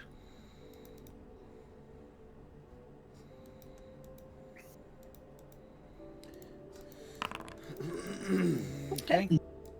Nice. Sid playing, Yeah. Sid playing solitaire. Still sleepy. Sid is still really, really exhausted, and like from the game. Yeah, Sid, you kind of kick back outside with Lancelot, and you like use Lancelot as a pillow, and take a little nap out there. Yeah, nothing goes on during your watch. All right. So morning comes without any incident. Nate, I need a Constitution save. Okay. Do we? Sorry. Do we notice anything unusual about Benedictus's sleeping or anything? Nope. Nope. Okay. Nope. You wake up. Benedictus wakes up fully refreshed and like, whew, best night of sleep of my life. Like, you had Hell amazing dreams. You feel real good. Was it because I snuggled up close to him? Yeah. You're feeling real good. Like, whew, yeah.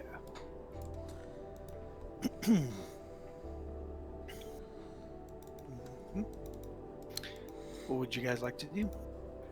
Look for someone who does bartering, selling type of things to try to convert some of our other things we've acquired into stuff that's more important. Okay.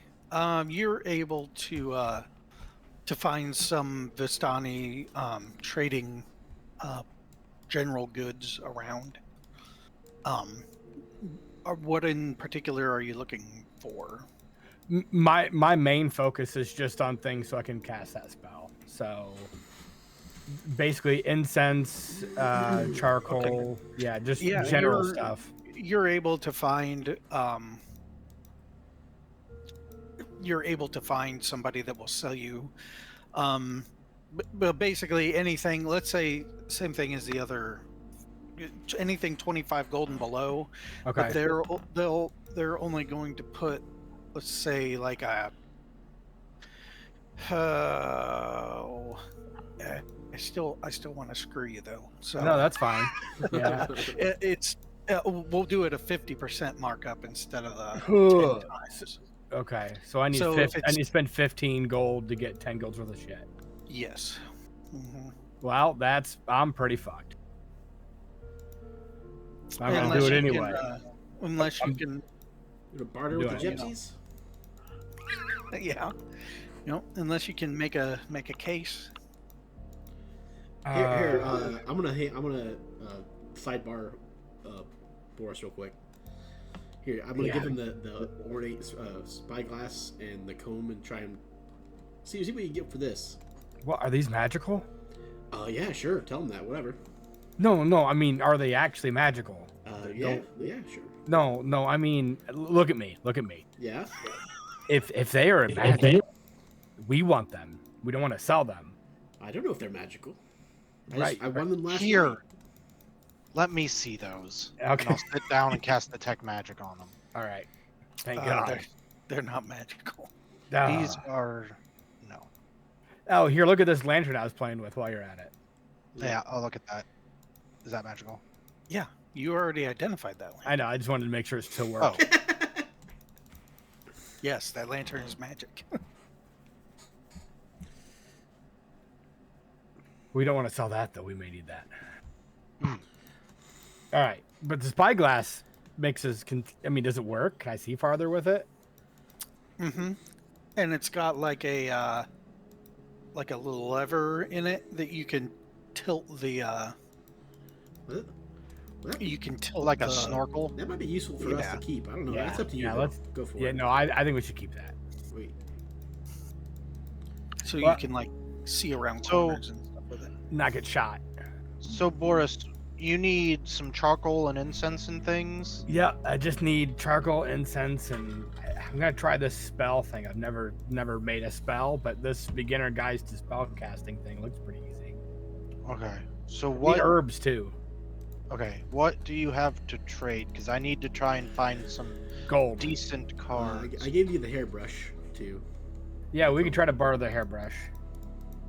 I forget. Okay. I forget. I think what else is? I think that was.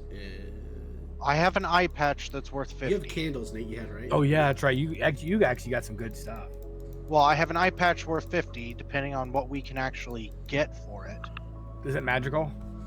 No. It just has a nice gemstone in it. Well, Just we can- for sake of simplicity, we'll say that things will sell for the amount that I told you they were. Okay. And then we just Ooh. brood on that end instead of both. Right. So you can sell it for 50 or whatever. It's If just you more want to expensive. try and talk it up, you can. You can always try. But we'll just say the base item is the base item because I don't want to. Okay. I don't want to fuck around with both sides of the equation. Okay. That's good. Okay, cool. Okay, so I have an eye patch worth 50. So the cards or bones or dice that if I can find any, will be worth, what's 25 fucking Plus 12. 37. Yeah. So it'll be 37 gold. So then we'll have 13 left. So I could get you your spell components. Well, I actually had enough gold saved up to actually buy them. I'm just like kind of poor as shit right now, but Okay, we're well, good. So we could put that into the parties of what if anybody else needs spell casting. Well, okay. So well, if you have enough to buy it for yourself, then Yeah, I'm you good. can buy it, and I'll keep my pie money. Yeah, keep your. Oh God. What? Nothing. For No, cooking. no. It's good. Pies are important. Pies are important. Foods are important. I'm a chef. I like to cook. You guys like to eat my foods. You've never given him. Yep. any. That's true. He's fed us before. Not me. I can only Yeah, make he's- 2. Oh yeah, we just did a long rest, so I want to do the Okay. chef treats, Okay. and I'll give one to fucking Jeffy. I throw it on the floor and fucking step. No, I'm just kidding. Oh. Where's it at?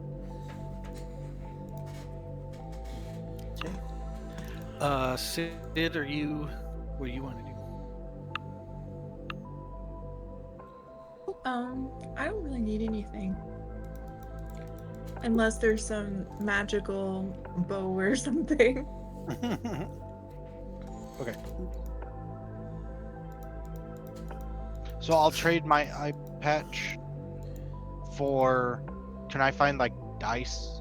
I'd rather have dice than bones or cards, but it depends on what they got. You want dice? Yeah. I think I can yeah. use dice for it. I don't remember. I think it was bone dice. Marked sticks, bones, or similar tokens. So similar tokens can be whatever the fuck we want. Yeah, can I get a nice pair of dice? You want to That'll shoot work. dice to call your god? Well, Okay. I mean, it's better than tarot cards. Depends. You got a I gambler guess, god, Nate? No, I've gambler. got a knowledge god. Mm-hmm. Yeah, you can find dice. Okay, then that are good enough, obviously. Yeah, they're Okay. bejeweled, Okay. glittery dice. All right, I'm deleting my eye patch and giving myself 13 gold. Okay. And some dice. Mm-hmm. Did I just apply 2 temporary hit points to myself, Nate? Yes. So I'm gonna be sitting over in the corner, playing with my new fancy spell components. And Okay. as I'm sitting there trying to do this casting thing, a little kind of a brownish barn owl comes over and starts sitting on my shoulder and watching me fuck around with all this incense and herbs, trying to light it on Why? fire. Why a barn owl? That's my familiar. Just felt right. Oh, so you casted Find Familiar. Yeah, I'm going to cast Find Familiar. Yeah. Okay. Well, so you Oh, cast no. Find Familiar, Oh no. and it works. Oh, You no. get a familiar. Um, The barn owl But- turns into a spider. when you cast the spell, because Find Familiar is like a spirit animal kind of Right. thing. Yeah. So you were manifesting barn owl, right? Uh-huh. And you got an owl. Oh, okay. It's really skeletal though, Oh. kind of like really. It's him. How do you get a skeletal owl? It's it's like an owl-sized bat. So instead of feathers, it's got like leathery wings, and it's got like a really bony beak, and like no eyes, just like a skull, and then leathery wings, and you go, ooh, ooh, ooh. I hate you, Ryan. It all makes sense. What? That's oh god. What in did the Ryan do? in the general channel. Oh. Yeah, kind of like that, yeah. Yeah. Oh yeah, kind of exactly like what you just put out there. Yep. When you cast the spell, you feel like the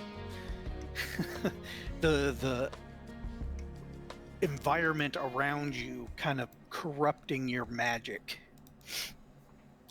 Like you feel like it's like you never read that. Like Wheel of Time. You've Yeah, read I haven't Wheel read of that one Time? yet. Okay. It's like channeling the true source with the evil in it. Satan. Got some Yeah. paint on it. Yeah, it's So like it works, but it's corrupted a little bit. So I'm gonna come back from my casting with this skeletal owl perched on my shoulder, and I'm just gonna look at the party and kind of look over at it, and we just kind of do a stare off, and I'm like, How Is does it this- fly? no, did I really do it that bad? I tried to, and it's here, but it's. Can I don't I? think I understand how magic works. I want a medicine on it to make sure it's not sick. I think you got a bad batch. It's a spirit. It's not alive. Is this a fiend? Because it could either be a celestial, fae, or fiend. It's not. It's just a spirit. I thought. Okay. Like, it's not a. It's just like a spirit. Gotcha. Spirit owl. Oh yeah. Okay. So yes, I will say it's I mean, those really. probably fiendish Okay. instead of a beast. Yeah. Wow, I mean, it's. What should I call you? And I can talk to it, right? Or I can Mhm. communicate with it. You can be telepathically communicate with it. Yeah. I'm gonna look at it and think in my head, what is your name? Who? Pal. Oh, that's Ow. pretty clever. Who are you? Who? How does it make noise? There's no lungs in it. Well, if it's fiendish, they are. It's just gross. I can feel it's like it makes a whispering hooing sound, like the wind blowing through like the bones. Mm-hmm. Yeah. It does have lungs. You can see them through the ribs. Oh god, that's like big floppy red balloons. Just leathery sacs that are expanding and contracting. Oh, this is Gross. fine. This is fine here.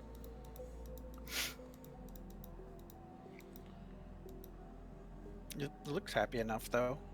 I'm gonna have it fly up about 100 feet, and then I'll just scout out, see if I can see anything in the vicinity, Okay. or at least get a larger view of the tent area. Oh, okay. So, I mean, you see kind of like what it shows here in the picture. There's maybe a few more tents. I was thinking it was a little bigger with a couple of fires, but yeah, that's basically the gist of it. Interesting. You, my friend, were incredibly expensive. Who? All right, I'm sure I'm going to fit in even better now here with this beautiful little creature on my shoulder. How much was he? Who? He was 15 gold. Nice.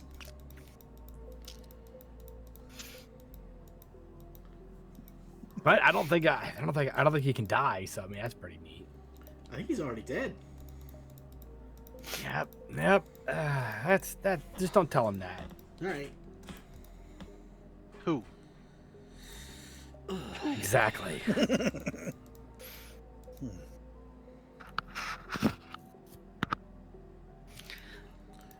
Are there any potions that you guys saw over there when you were shopping? There'd be like normal healing potions for like 37. Yeah. You should have had a few already. There'd be more, right? What'd you say, Emery? I said you should have had some already. Oh, we did? Like, you had like 3 or 4 of them already, I think.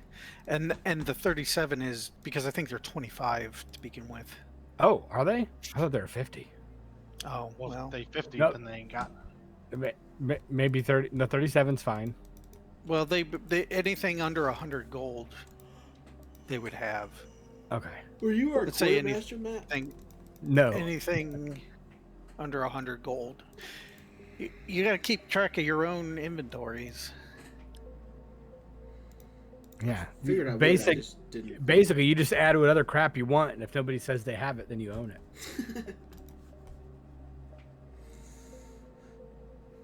I know I have a few potions.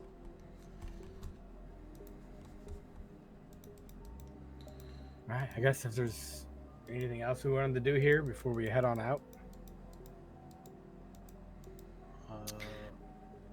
As you are packing up to head out, did you want to do something, Nate? No, I don't think there's anything else. So as you're packing up to leave, you are approached by Madame Eva, and she cackles at you. Hello, good morning, good morrow, and she's pleasantries, and she says she'll hand. No, does not hand it. She'll hand it to Sid. She hands Sid a velvet pouch. Inside the velvet pouch, there are 10 gold pieces. And she says, please, take this and take this to Blinsky Toys in Valaki and buy a toy for my great-grandniece Arabelle. Those are her favorite. She's in Valaki.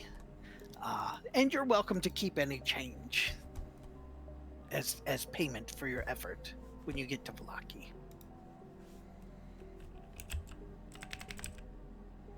That seems like a good deal. There's another Vistani encampment southwest of Valaki. That's where Arabelle will be, and it's her 9th name day in 2 days. So, I would like her to have a toy from Blinsky Toys.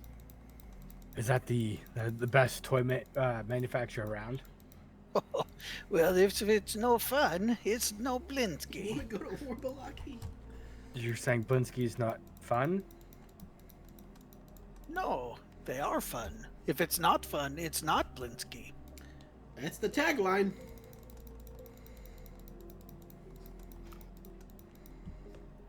I think I got it. I think you will very much enjoy speaking to Arabelle. She is an interesting child. What the fuck? Evil bitch. Sure, of course. Do you have a recommendation of all the toys? Oh, I don't know what all they have. I'm sure she'll love anything from Blinsky. You need some wine. Your throat seems a little raspy there. Oh, oh, I will get some here in a minute.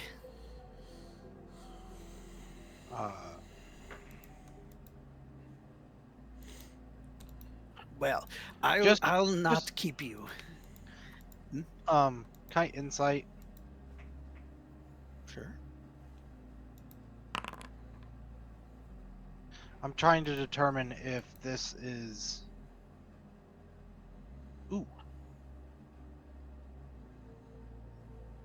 We can do that later. I'm trying to determine if the last time somebody gave us money to go do a thing, we ended up being trapped. Is she doing this? Why is she laughing so much? Like, is she laughing at us? She's laughing because she She's finds just like it amusing. She's Shit's just funny, fucking with yo. us. She said you would. She is a very interesting child, and you may enjoy speaking with her.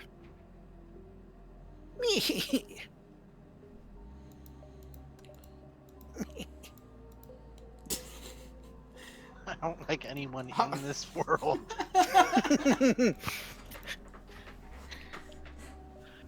She appears to believe that you would enjoy speaking with Arabelle. Me. Me. She seems amused by the thought of you talking with Arabelle. Okay. You want to go to war, Balaki? Valaki. Lucky, I'm watching you. Blinksy. It's actually Blinsky. I've been saying it wrong.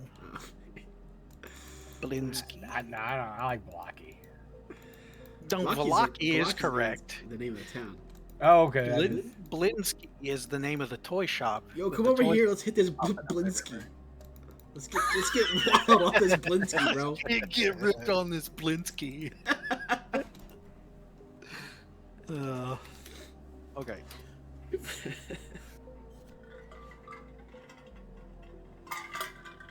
Oh yeah.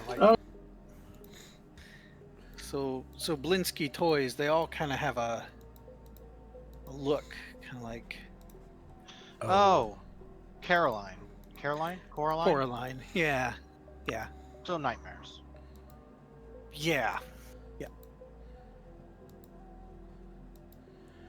Okay. And it's mostly all like dolls and like things for dolls, like little houses and stuff. Like little doll clothes and doll hats. Little doll butcher knives and Mm-hmm.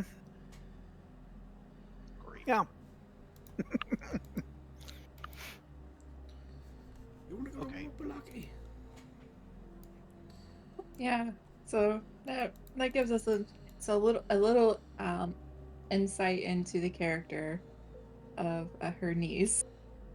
If this is the kind of toy she's gonna like, I suppose. That's probably the only type of toy in this shithole.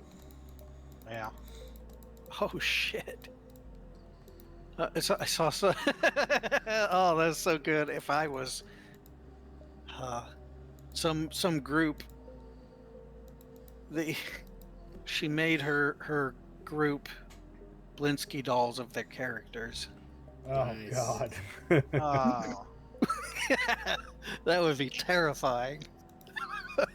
Yeah, hard pass. Nice. Yep. But yeah, those are the Blinsky dolls. Yep. Okay.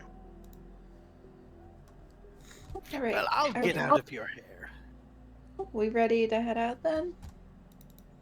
Yeah, we Madame gotta Ava heads back to her tent. Yeah, we need to get what's her face and Mosey. Mm-hmm. Yep. So Irina travels with you. She, gets all of her stuff. She's ready to go too. All right. So on the world map. So you see this dotted trail here to the north. That is actually a footpath, not really a road that you want to travel down. So you're going to have to go back to the crossroads and then follow the main road around. We do a little backtracking. Do we have to? Like, are we gonna get lost if we try and take the footpath? Is that what you're saying? Well, they recommend going backtracking, and then going around. You can go wherever you want. Why do they suggest we don't go that way? Because it'll end up taking you way longer to go that way than it would be to just follow the main road. Oh, okay. Fair Because enough. that's just Oh, a foot, it's through. Okay, okay. Yep. it's like a footpath through mountainous terrain and forest shit. Okay. It's not because there's secret treasure out there and we're trying to be sneaky about it. That's just a bad path. Of course there's no secret treasure. Me. Yeah. I thought you were inside your tent, bitch. She sticks her head out. No secret treasures. Me.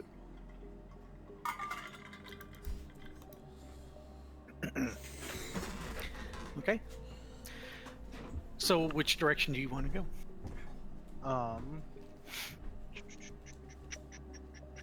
One second.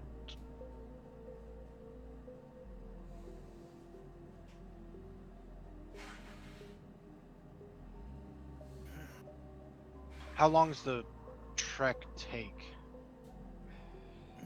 So it's gonna take at least 2 days to get to to Velaki? Yes. It'll take like 2 days to get to Velaki. Okay. So we'll be able to.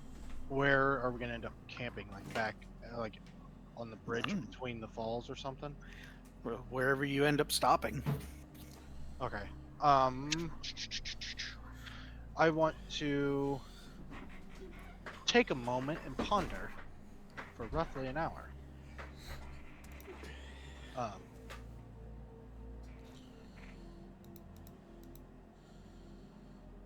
want to use my new toy and see. So, receive an omen. Results. DM chooses. By casting, rolling. About the results of a specific course of action. Course of action is taking the footpath instead of going around.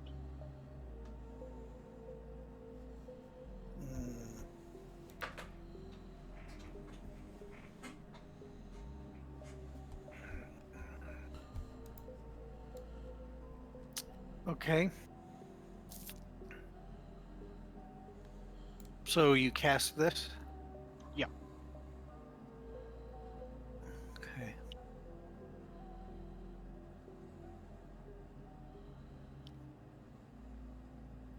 And what are you asking? If we should take the footpath. If taking the footpath is a better course of action than going around. All right.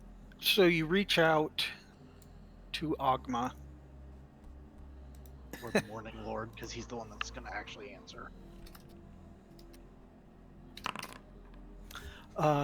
Nothing. The results aren't especially good or bad. Oof. Wow, I guess in this area that means it has to be good then. Well, no, if it's not good or bad, we might as well take the path that's easier and just go around. Backtrack. Yeah, I'd say easy. Like, if it's not saying, yeah, you should definitely go that way, then, yeah, let's just go back.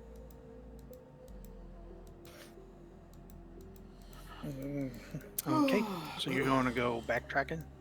Yep. All right. You backtrack back along the old Svalich road.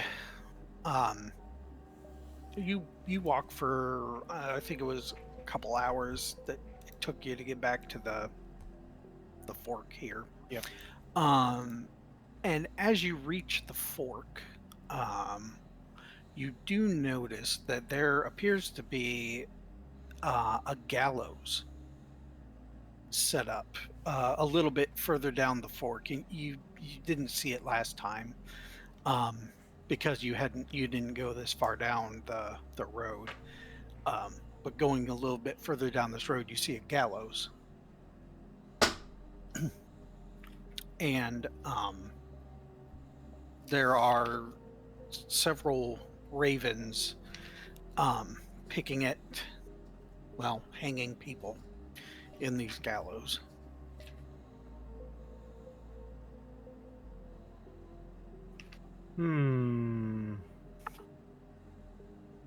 This doesn't seem like a happy way to go. Yeah. Are we level 4? You are level 4 now. Okay. Can you load our guys quick, or is that a pain in the ass? No, I can. Why do you need to? Huh? What Oh, do you- I had a spell I was gonna cast, but I don't have it.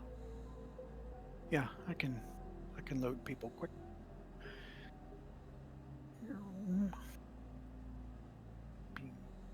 Especially if we're gonna end up being in a combat situation, I'd like to have the hit points. Ooh, look at that. Fucking sexy fast reload.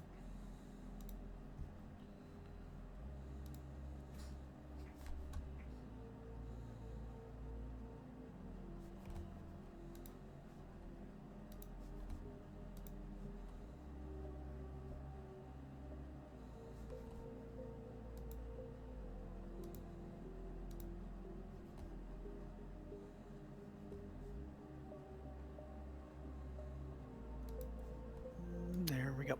Yep, we should all be good now. Thank you, thank you. I'm going to cast Gift Alacrity on myself. Okay. It lasts 8 hours. Okay.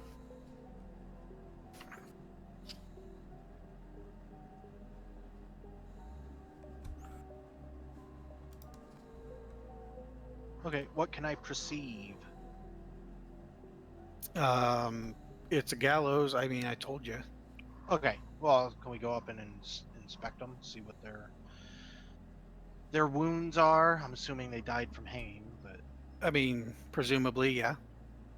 So you go up, and you hear just creaking coming from the gallows as the bodies sway back and forth. The ravens fly off when you approach. Okay. The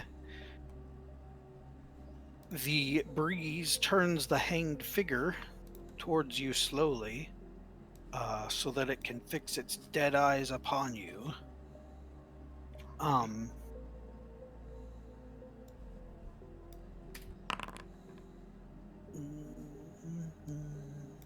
Nate, it is you. What? You are hanging in the gallows. I don't like this, guys. That's creepy. Nobody else sees it that way. Just you. Oh, Just okay. you. Just Nate. Okay. That's creepy, guys. Why Just am a I hanging random up person. there?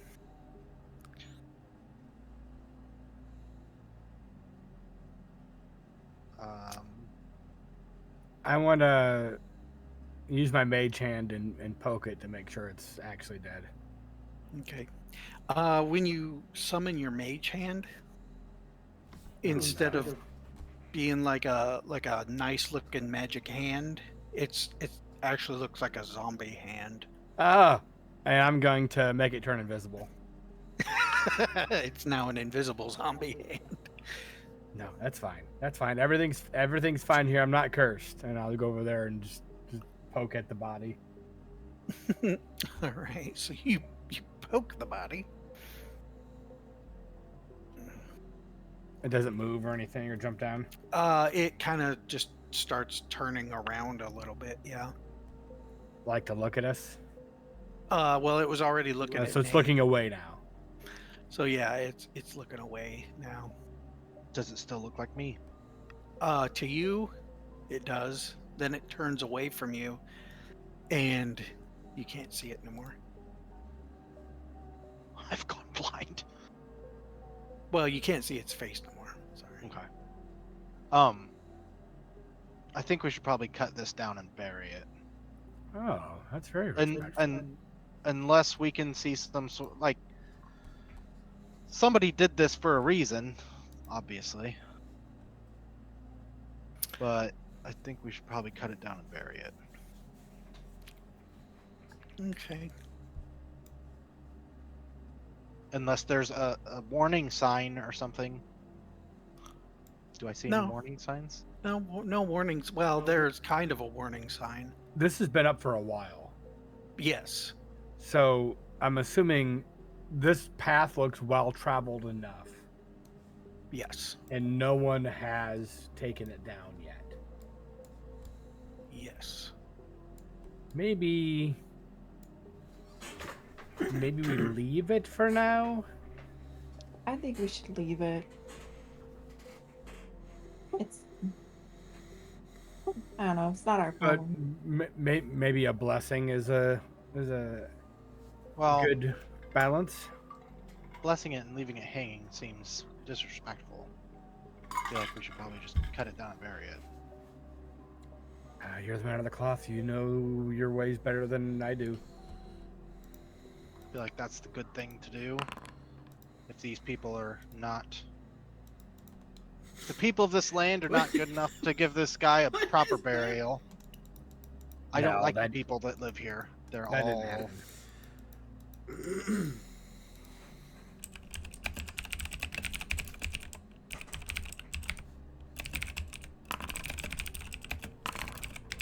Oh no, this is real. This is really happening.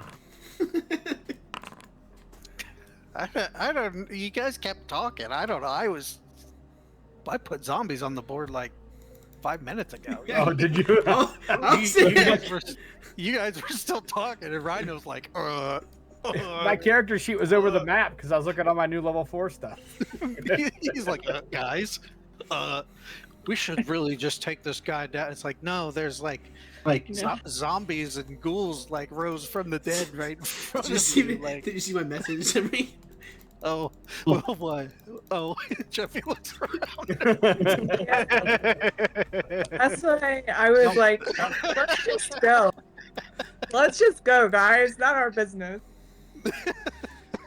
Like, guys? Yeah. All right. So I get a 1d8 added to my init, so it's a 6, so I'm still last.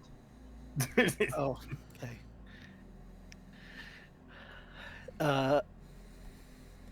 No, it's an 8. So Huh? you're still last.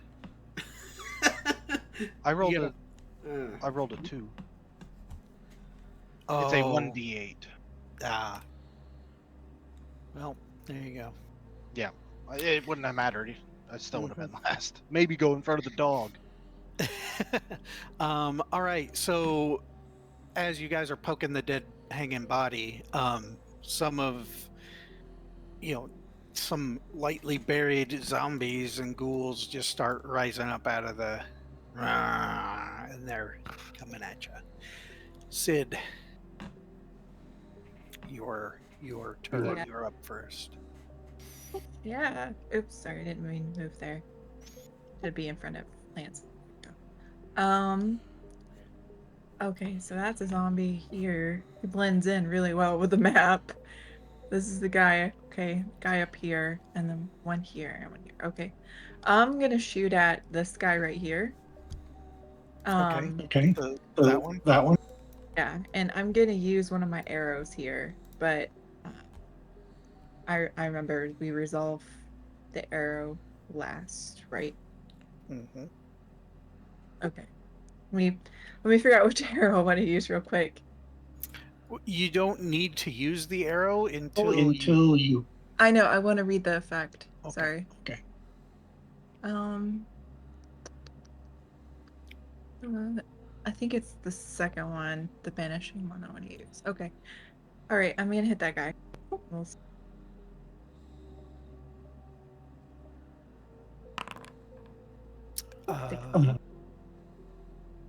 A 16 will hit.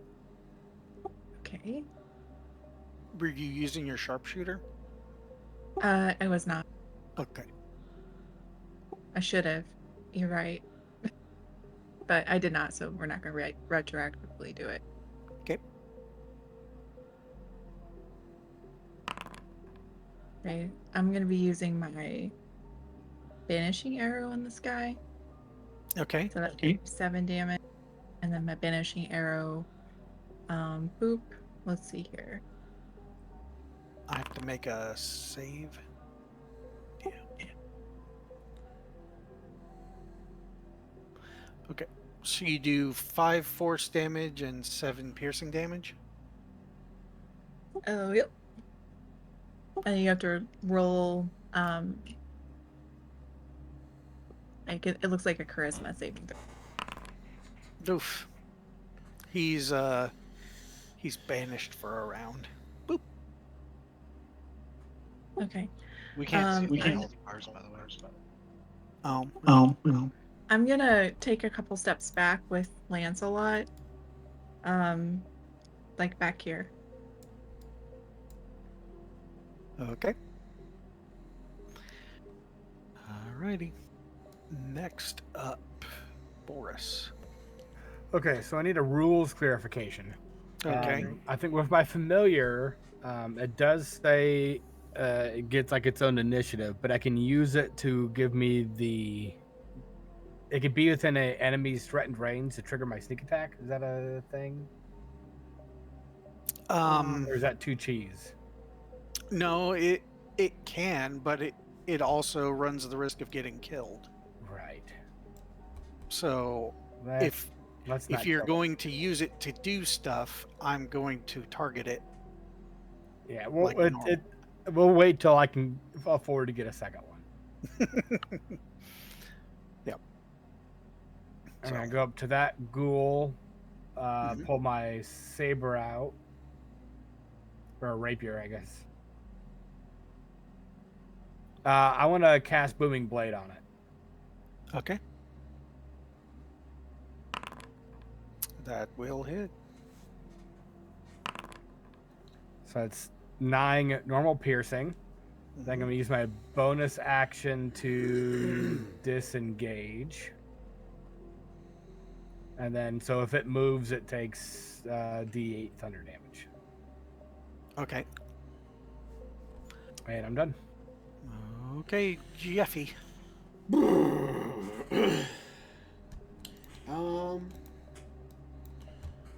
If he's gonna roll up here, and he's gonna fire off a almighty push. He's gonna cast Fist of Unbroken Air. Cast fisting. Cast Fist. You don't have to be adjacent to do that. Oh, I don't have to be. Yeah, okay. I did. Yeah, you don't have to be adjacent. Within 30 feet, so you could do. Anything here. But I don't want to over image. I'll do the one on the right anyway. Okay. And you're pushing it where? Or you want to push it? Can you make the Off strength, of the map? strength save first? Well, you Or- gotta hit it first, right? No, it's just strength save, isn't it? Or am I? Oh, Yeah, it's just a spell.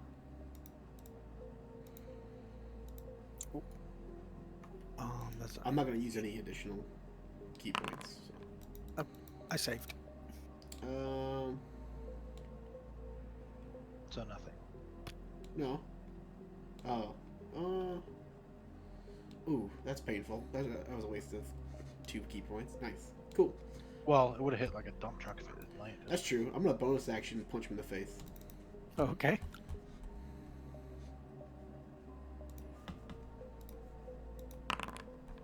That will hit. 5. Yeah. Okay. Next up, Zambi.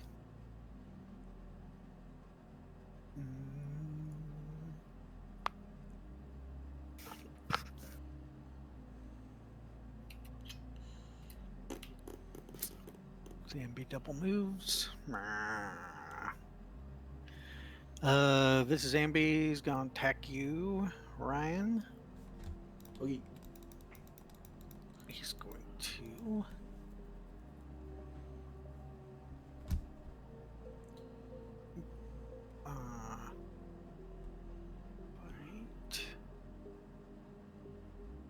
Bite attack is well, they're both +3. 21. Oh yeah. 9 doesn't hit you. Yeah, so he hits with his bite, but not his claws. Okay.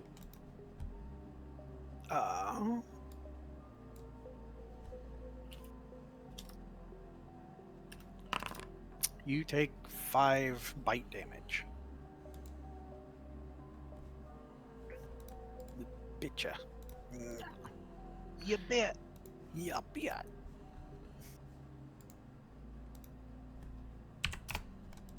Alrighty. Good luck, guys. Turn. Good night. Good night. Night. Night. Ghoul goes to he's gonna use a claw on Nate. 14 plus, so it's 18 to hit. Yeah.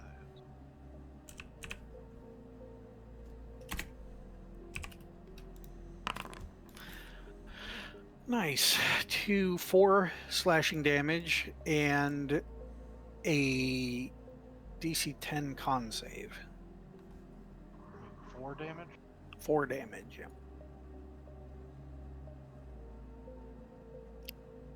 Con save. Yep. You made it. Alrighty. Other Ghoul. He's gonna move and take the damage. So, you wanna roll your damage, Boris? Okay. Oh yeah, take all that 3. Yep. And then he's gonna make a claw attack at Jeffy. And miss terribly. Cool. And whoop, last up, my other Zambi. He double moves. Lancelot is gonna run behind a tree. Benedictus.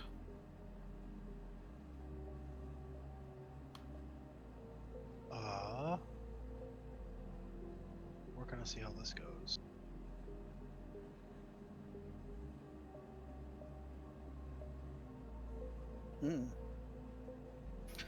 Oh.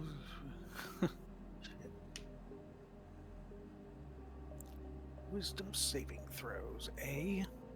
Yep. On all of the ones except for the banished one. Well, that's unfortunate.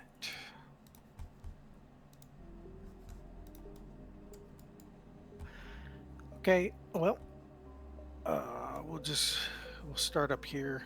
We'll go around. So he saved. Next one failed.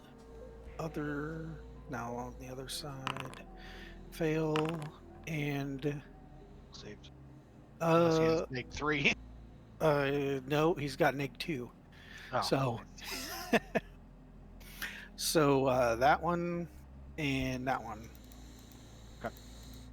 are turned. That means they run away free. Yep. They dash to get 30 feet away from me. And then they can't move closer. Nice.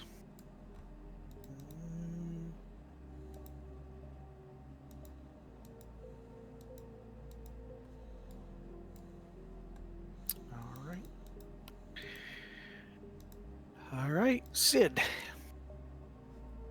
Let's see.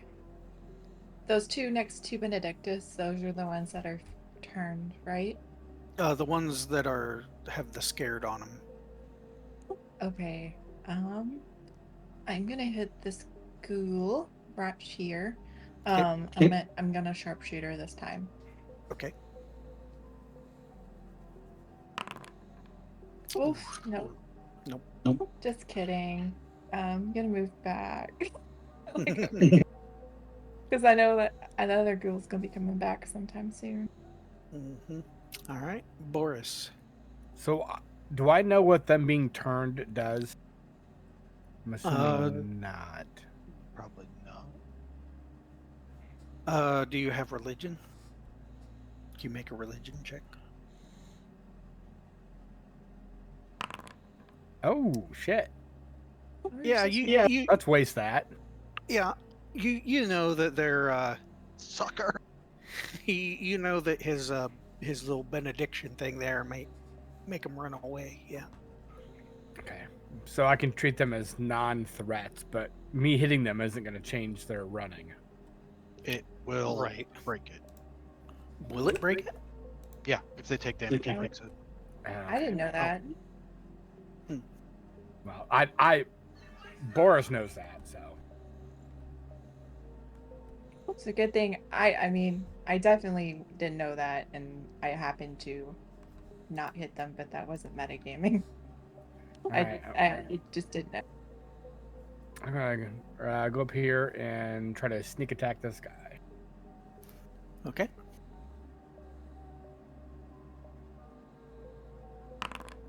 Fuck. That does not hit. You crit that time. Yeah, I didn't. I'm gonna use my bonus attack, then Okay. pull out a dagger and try to stab. Mm-hmm. Fuck! Too many holes in them. Well, I'm stuck here, so that's my turn. All right, Jeffy. I'm gonna use flurry of blows here. Okay. But On which one? Attack. We'll do the ghoul. Okay. We'll do quarterstaff attack first, so.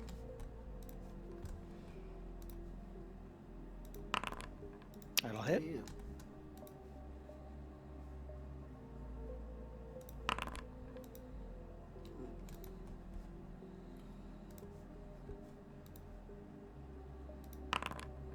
That'll hit. Ooh.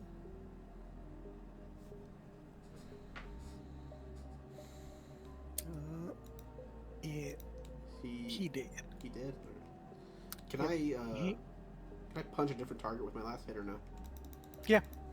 You can move and punch a different target. Yeah. Nice. Okay, I'll just punch the guy behind. If someone's frightened, do they take AOs? Mm-hmm. No. They do or don't? They will. They will. If they move. No, they cannot take their AOs, but they still provoke them. Okay. They can receive AOs. Yes. Yes. Yeah.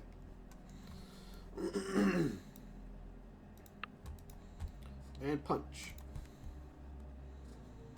Which one? The one not feared over here. Okay. How That'll am I hit. rolling so good?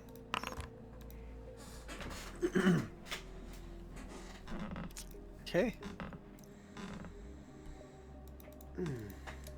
I'm done. You donezo? Mm-hmm. You bozo. All right. Zambi 1.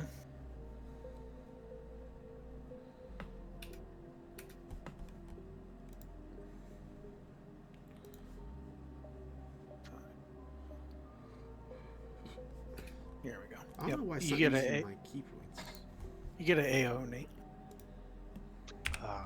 Pass. Oh, okay. Oh, Jeffy gets an AO too.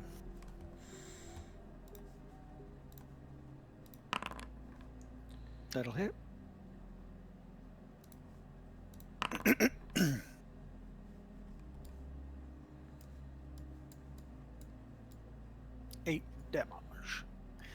I You won't sure? actually. Are you sure that breaks? Yes, until they take damage. Where does it say that? Uh, Oh, or until it takes any damage. Oh. Okay. So it would get there, take damage, and then go, oh, fuck you. Whoopsies. Oh, I don't care.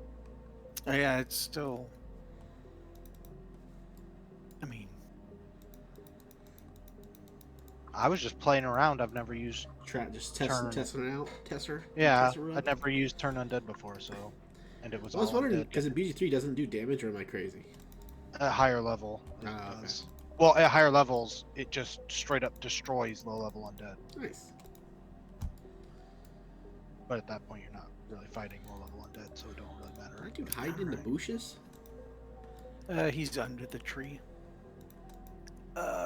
Ghoul's gonna attack Nate. Which one? Oh, he's The invisible ghoul. to us. Oh. Oh, okay. He's back. He pops back into existence now. So how does that work? It was at the end of his last turn. Oh, okay. So, okay, sorry. He's here. Okay. Surprise, motherfucker! Yep. He pops back into existence right next to you and hits you with a claw attack. Oh yeah, that hits. So 4. 4, yes, 4 slashing damage and a con save. Ooh, Uh-oh. you're paralyzed for 1 minute. Booyah! But you get a save it at the end of your turn. Cool.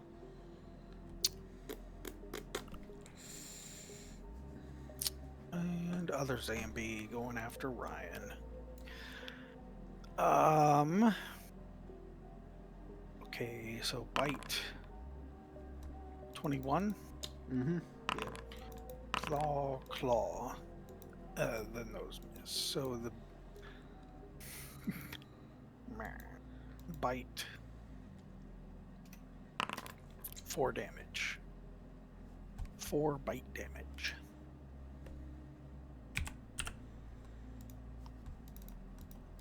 Alright. Benedictus, you are paralyzed. You are no longer paralyzed. Hooray! Sid. Let's see. I'm gonna shoot. Oh, there's so many undeadies everywhere. I don't know which ones to go after. Oh goodness, I think I'm gonna go after this one here. I'm gonna sharpshoot Which one? this one next to Oh. Nate. Okay. Mm-hmm. You Uh, hit. With sharpshooter. Mm-hmm. Okay. I'm going to damage, and I'm gonna use a vanishing arrow on that guy. It's dead. It's dead. Oh, okay.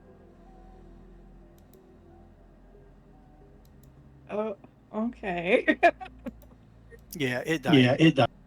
It had Right, 10 that's, hit points left. that's my turn. Oh, but I didn't even. Alright. You didn't even let me. Oh, he just died from my sharp. Okay, now I get it. Yeah, your sharpshooter. I'm blew it gonna away. roll. I'm gonna roll just to cut. Mm-hmm. Yeah. So okay, we 19. That's a That's a d20. You roll You damage. roll damage. Sorry, my bad. Okay. So like 15 damage. Okay, I feel better. Okay. Sorry. Yes, What? you are correct. I can't compete with that. So what I'm going to try. Your turn. Move up to there. I'm going to try to sneak attack this Zambi right here. Mhm. That will hit. Nice.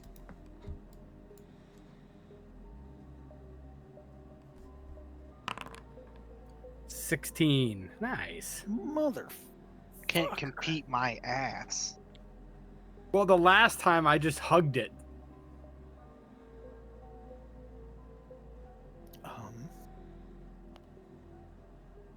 Let's see.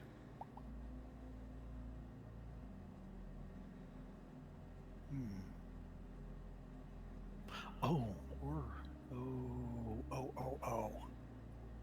Oh?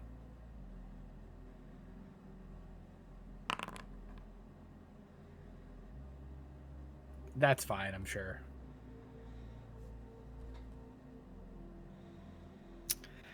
Yeah. Yeah.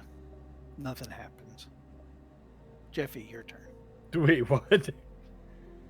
Like, I stab it and nothing happens? Yeah. That's cool. No, you do damage, but It doesn't go down. no, it does. Oh. It's hurt. Not forget that I rolled anything. I don't It's see a Jeffy's turn. thing. Okay. Jeffy. I'll attack the one in front of me. Okay. That'll hit. And then we'll hit Okay. him with a offhand slap. No. Hmm? I said no. Oh, okay. Nice. He falls. I step on his balls as I go with the next target. Okay. Man, I want to be a killer like all you guys are. Try to punch him in the schnoz. Okay. You do so. All right. Oh shit. Oh no. Okay. Okay, so you punch this guy in the schnoz. And the so you punch him right in the old schnoozer, right? Mm-hmm. And his head falls off. Oh fuck.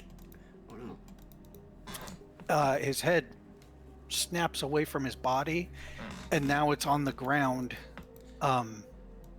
biting at you.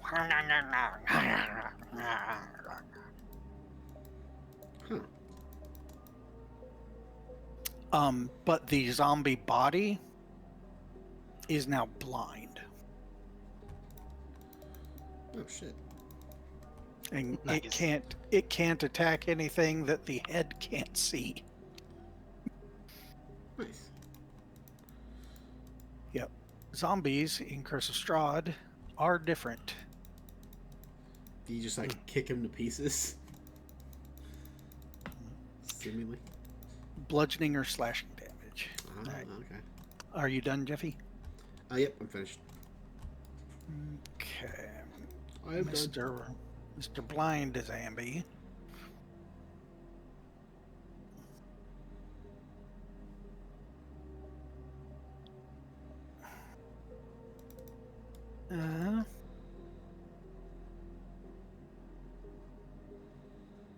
Oh. So the zombie body completely whiffs at you, Ryan.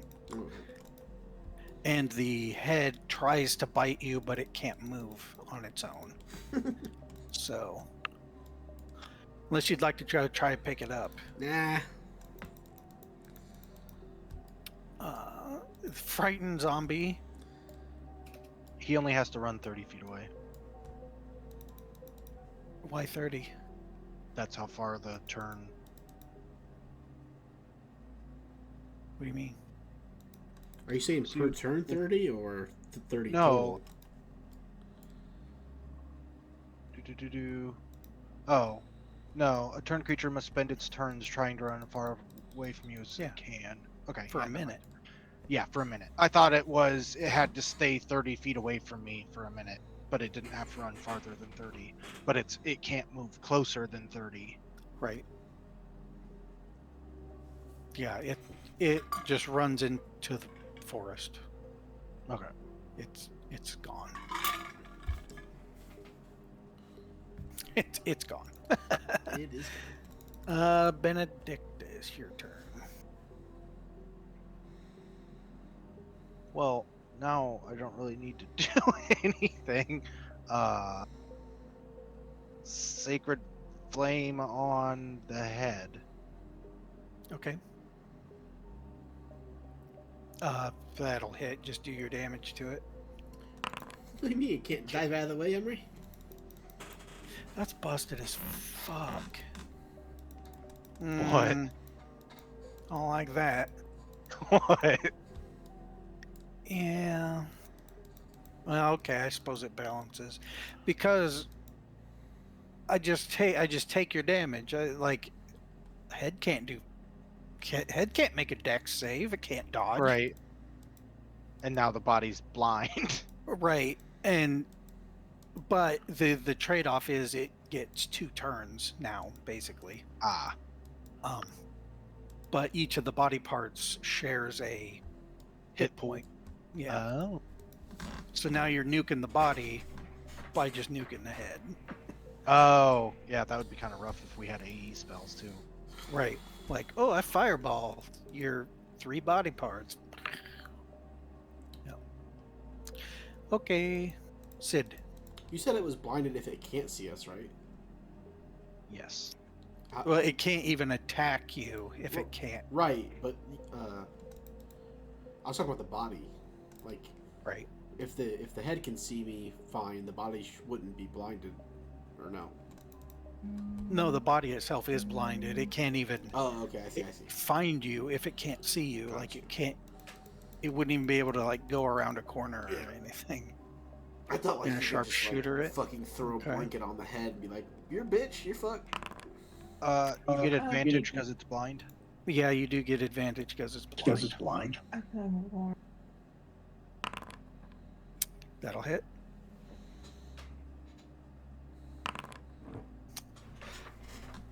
Yeah. That would be 17. Yeah. Wait a minute. Does your wait? How much AC does the head have? It had 8 AC to begin with. So close. Yeah. Oh, that's pretty neat. Why does I Jeff like have it. this skull on his head? Because he's 'Cause standing on a dead guy. he's standing on a dead body. Oh, okay. Mm. All right. Well, you guys fight off these zombies that were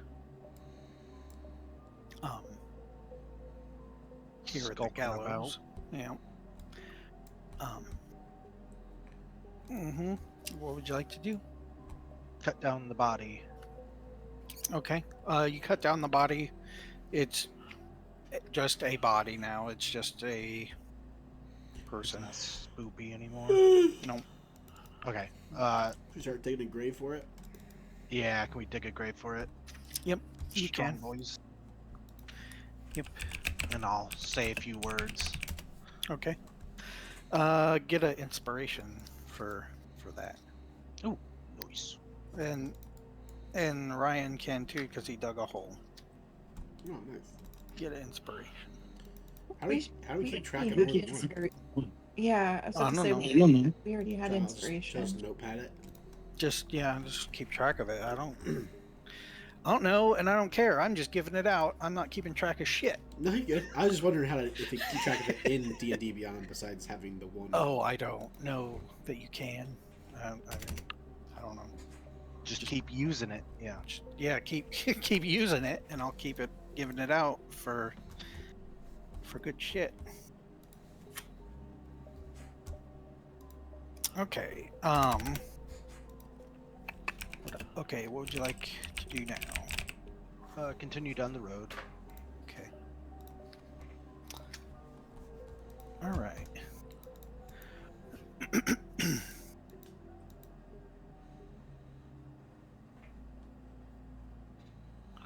My brain keeps thinking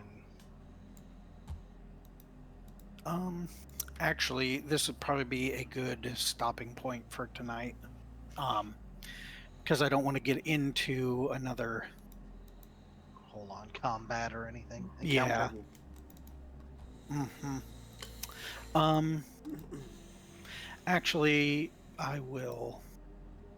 Let's. We got 20 minutes. We'll do it. We'll do this real quick, like, right? So not too long after you are away from the gallows, right? Mm-hmm. You oh no, there's a whole other map over here. Shut up. Let's see. Yeah.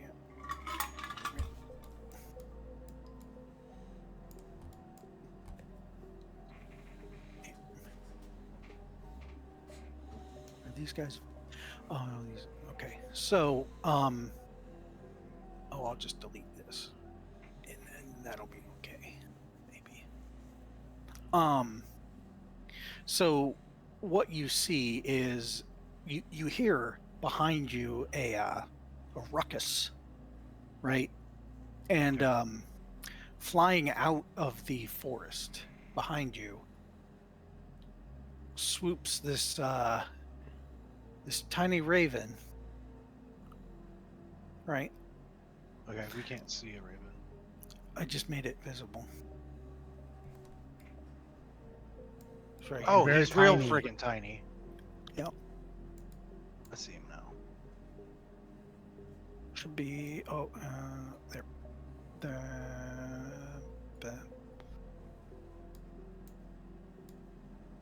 There we go. Oh, Now you can yeah. see his.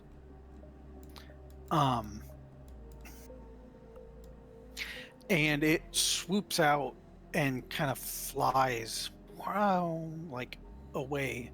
And you can give me perceptions, like real quick perception.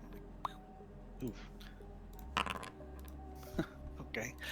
Sid, you notice that this raven has blue tipped wings like the one that was in Barovia.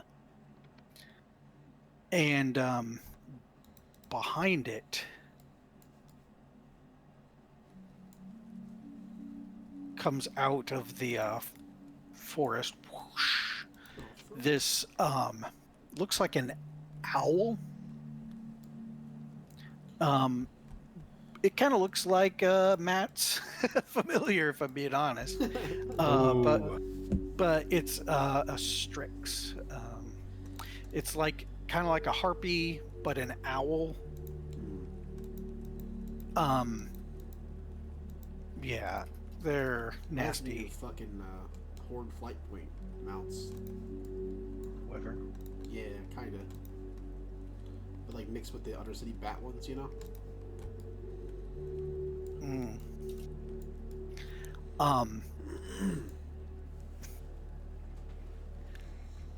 Let's see, what's a good picture of a Strix?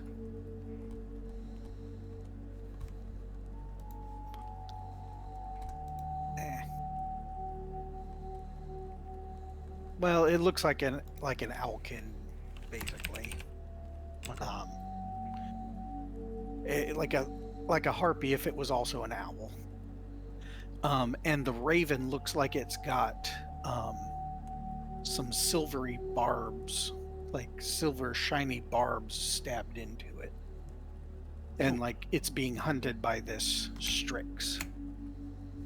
So we gotta save the raven. Well, that's up to you. What do you guys want to do about it? I don't Oh think yeah, save the raven. I don't think Save we the Raven? saved the Raven. Well, you don't have to. Were the Ravens spying on us? No, the bats were spying. Never mind. The bats were spying, and we just heard a story about how ravens were doing something good with some Ravens were, holy. yeah, they're like a Raven god or some shit. Yeah. So we should save the raven. Ooh. Yeah, that's it. Okay, so they're really not paying attention to you. The Strix isn't really paying attention to you at the moment, so we'll give you all a round to go. So, Jeffy, we'll start with you. You're closest. Okay. Is it on the ground? It's flying. It's swooping super low to the ground, because the raven kind of dove out of the forest and down towards the ground, kind of leading it right into you. Okay. I guess I'll try to.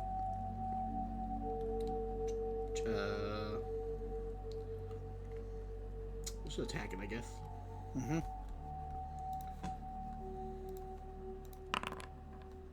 A second.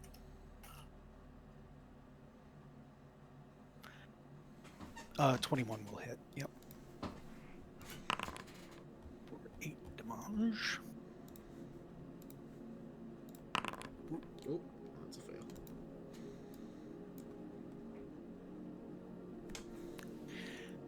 That is a fail. Okay. You done? Done. All right, Boris. Well, I'm gonna try to sneak attack it. Okay. Go ahead.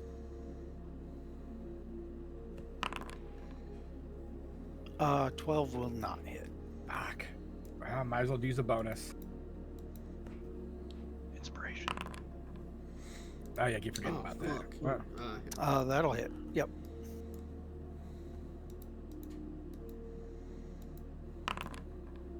Oh, low damage. But that's all I got. All right, Boris Benedictus. Bless on Ooh. the 3. Okay. Not me, not the dog. Very good. Okay. And I'll move over here to start trying to be like, Bird, I'll heal you. Mm-hmm. Go ahead and crit, Beth.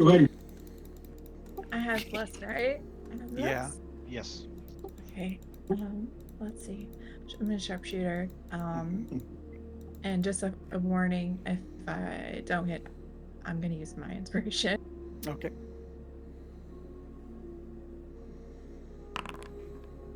Oh, yeah. And then I'll roll bless. Mm-hmm.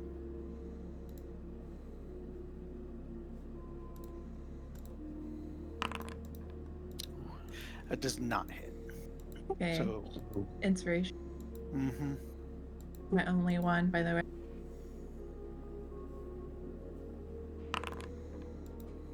And your D4.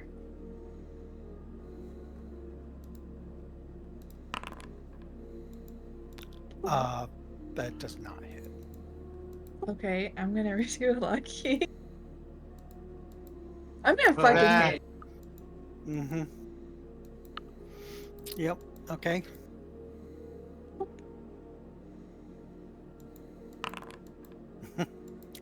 Roll your D4.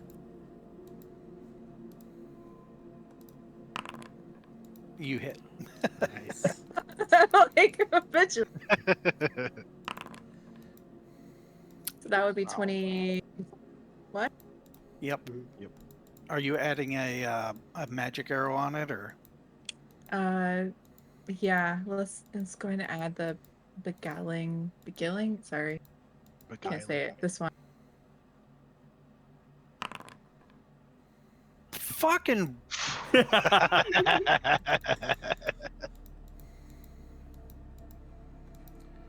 still have action surge too, Bethany? God. I do actually. I can.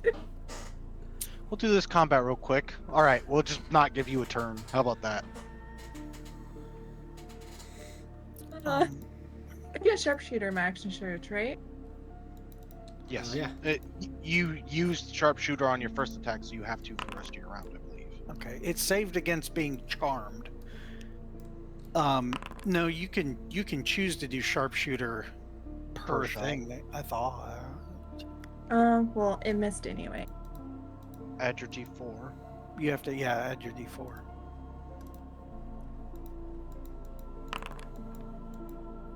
That will hit a normal shot. A sharpshooter though, so I don't. Okay, wanna well, Can you lucky again? I can. Let me read. It doesn't say once per turn. Before you make an attack. So you choose before every. Oh, for sharpshooter. Yeah, I would. Oh, okay. So when you ask, do I have to sharpshooter? No, you do not have to sharpshooter every time. Oh, so I could have just used that then? Mm-hmm. Yeah, so if you want to just roll your straight damage, you can do that. Okay. Okay, well. Ball sack. You got your attention now, bitch? Yeah.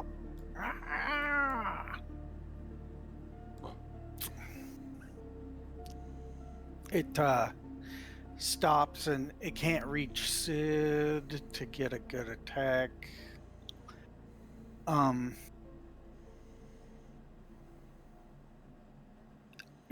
This thing has.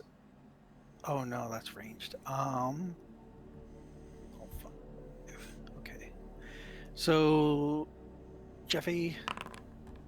Nope. 15 hit you, Jeffy? Right on the dot, yep. Okay. And then one on Boris. 19 hit Boris. All That hits. So you each get a claw.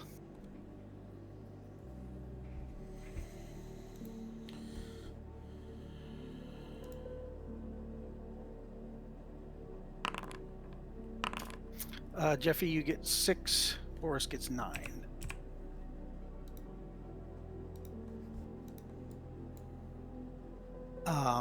Then Jeffy, your turn.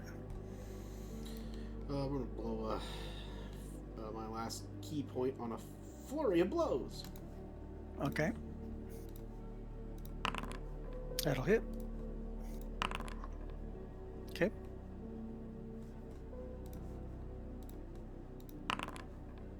That'll miss. I'll use inspiration. Okay. That'll hit.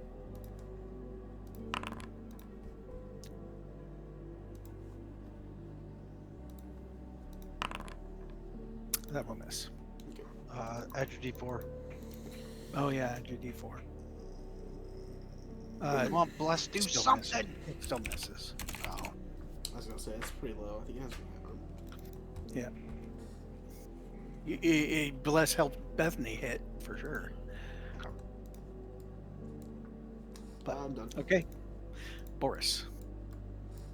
All right, I'm gonna go after Rapier.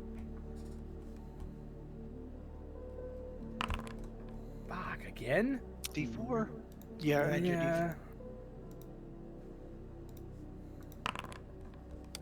That hit. Oh, nice. Good. Blessed did a thing. It saved my butt. Yay! No sneak attack? My buttons are sticky. Stop jerking off to the keyboard, man. Did you eat your drum pie? Oh, that's pants. It's dead. So the Strix collapses over, and the Raven kind of collapses onto the ground as well, kind of flops and rolls around. It looks like the Strix has like barbs on its wings that it can throw, and like these silver barbs are all jabbed into this Raven, like it was getting hunted. Yep. Alright, so I want to do... Can I heal check to get those out without doing damage? Or do I need to just heal it? How can I It's help? gonna be tricky getting things out without doing more Hurting damage. Yeah. Okay, how hurt is it? Very. Okay, then I'll heal it. Okay. Where's it at?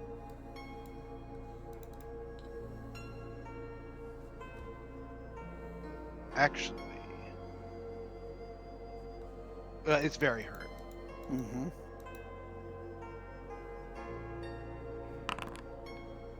Okay. Ooh, It is not very hurt now. Okay, and then I'll try and on next rounds and stuff, I'll try and... Yep. Do a medicine check.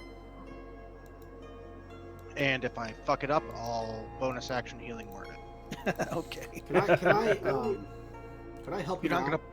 You're not gonna punch it. No. I was gonna ask if I could help. Well, that's up to him. I've got this. Okay, I was gonna ask if I could slide a hand, help you pull him out behind Dex, or whatever. Whatever you want. I think it's more steady hands than sneaky hands. Well, either way, you give this bird a handy. So And you're watched. able to pull these barbs out, and will no longer be taking like poison damage or anything. The bird, since you healed it, basically back to full now. It comes back conscious. You take the things out, and it flaps and flies up and away. Okay. Didn't even say thank you. It's a bird. As I'm gonna talk to it. as you continue down the road now, you do see out of the corner of your eye this raven. It looks like it is following you now. It looks like it's shadowing you, like in the Nice. trees, and you keep catching glimpses of it as you're walking along. Cool. Okay, so we'll end there now. Here. Yeah, that's better. Killed a... Yeah, I I don't know if "kill" is the right another word. I mean, I think it was I believe it was a combat. fucking massacre. Right. I really gotta... Not give us bonus rounds? Yeah, I was like... Yeah, I really gotta just fucking kill you guys. Stop.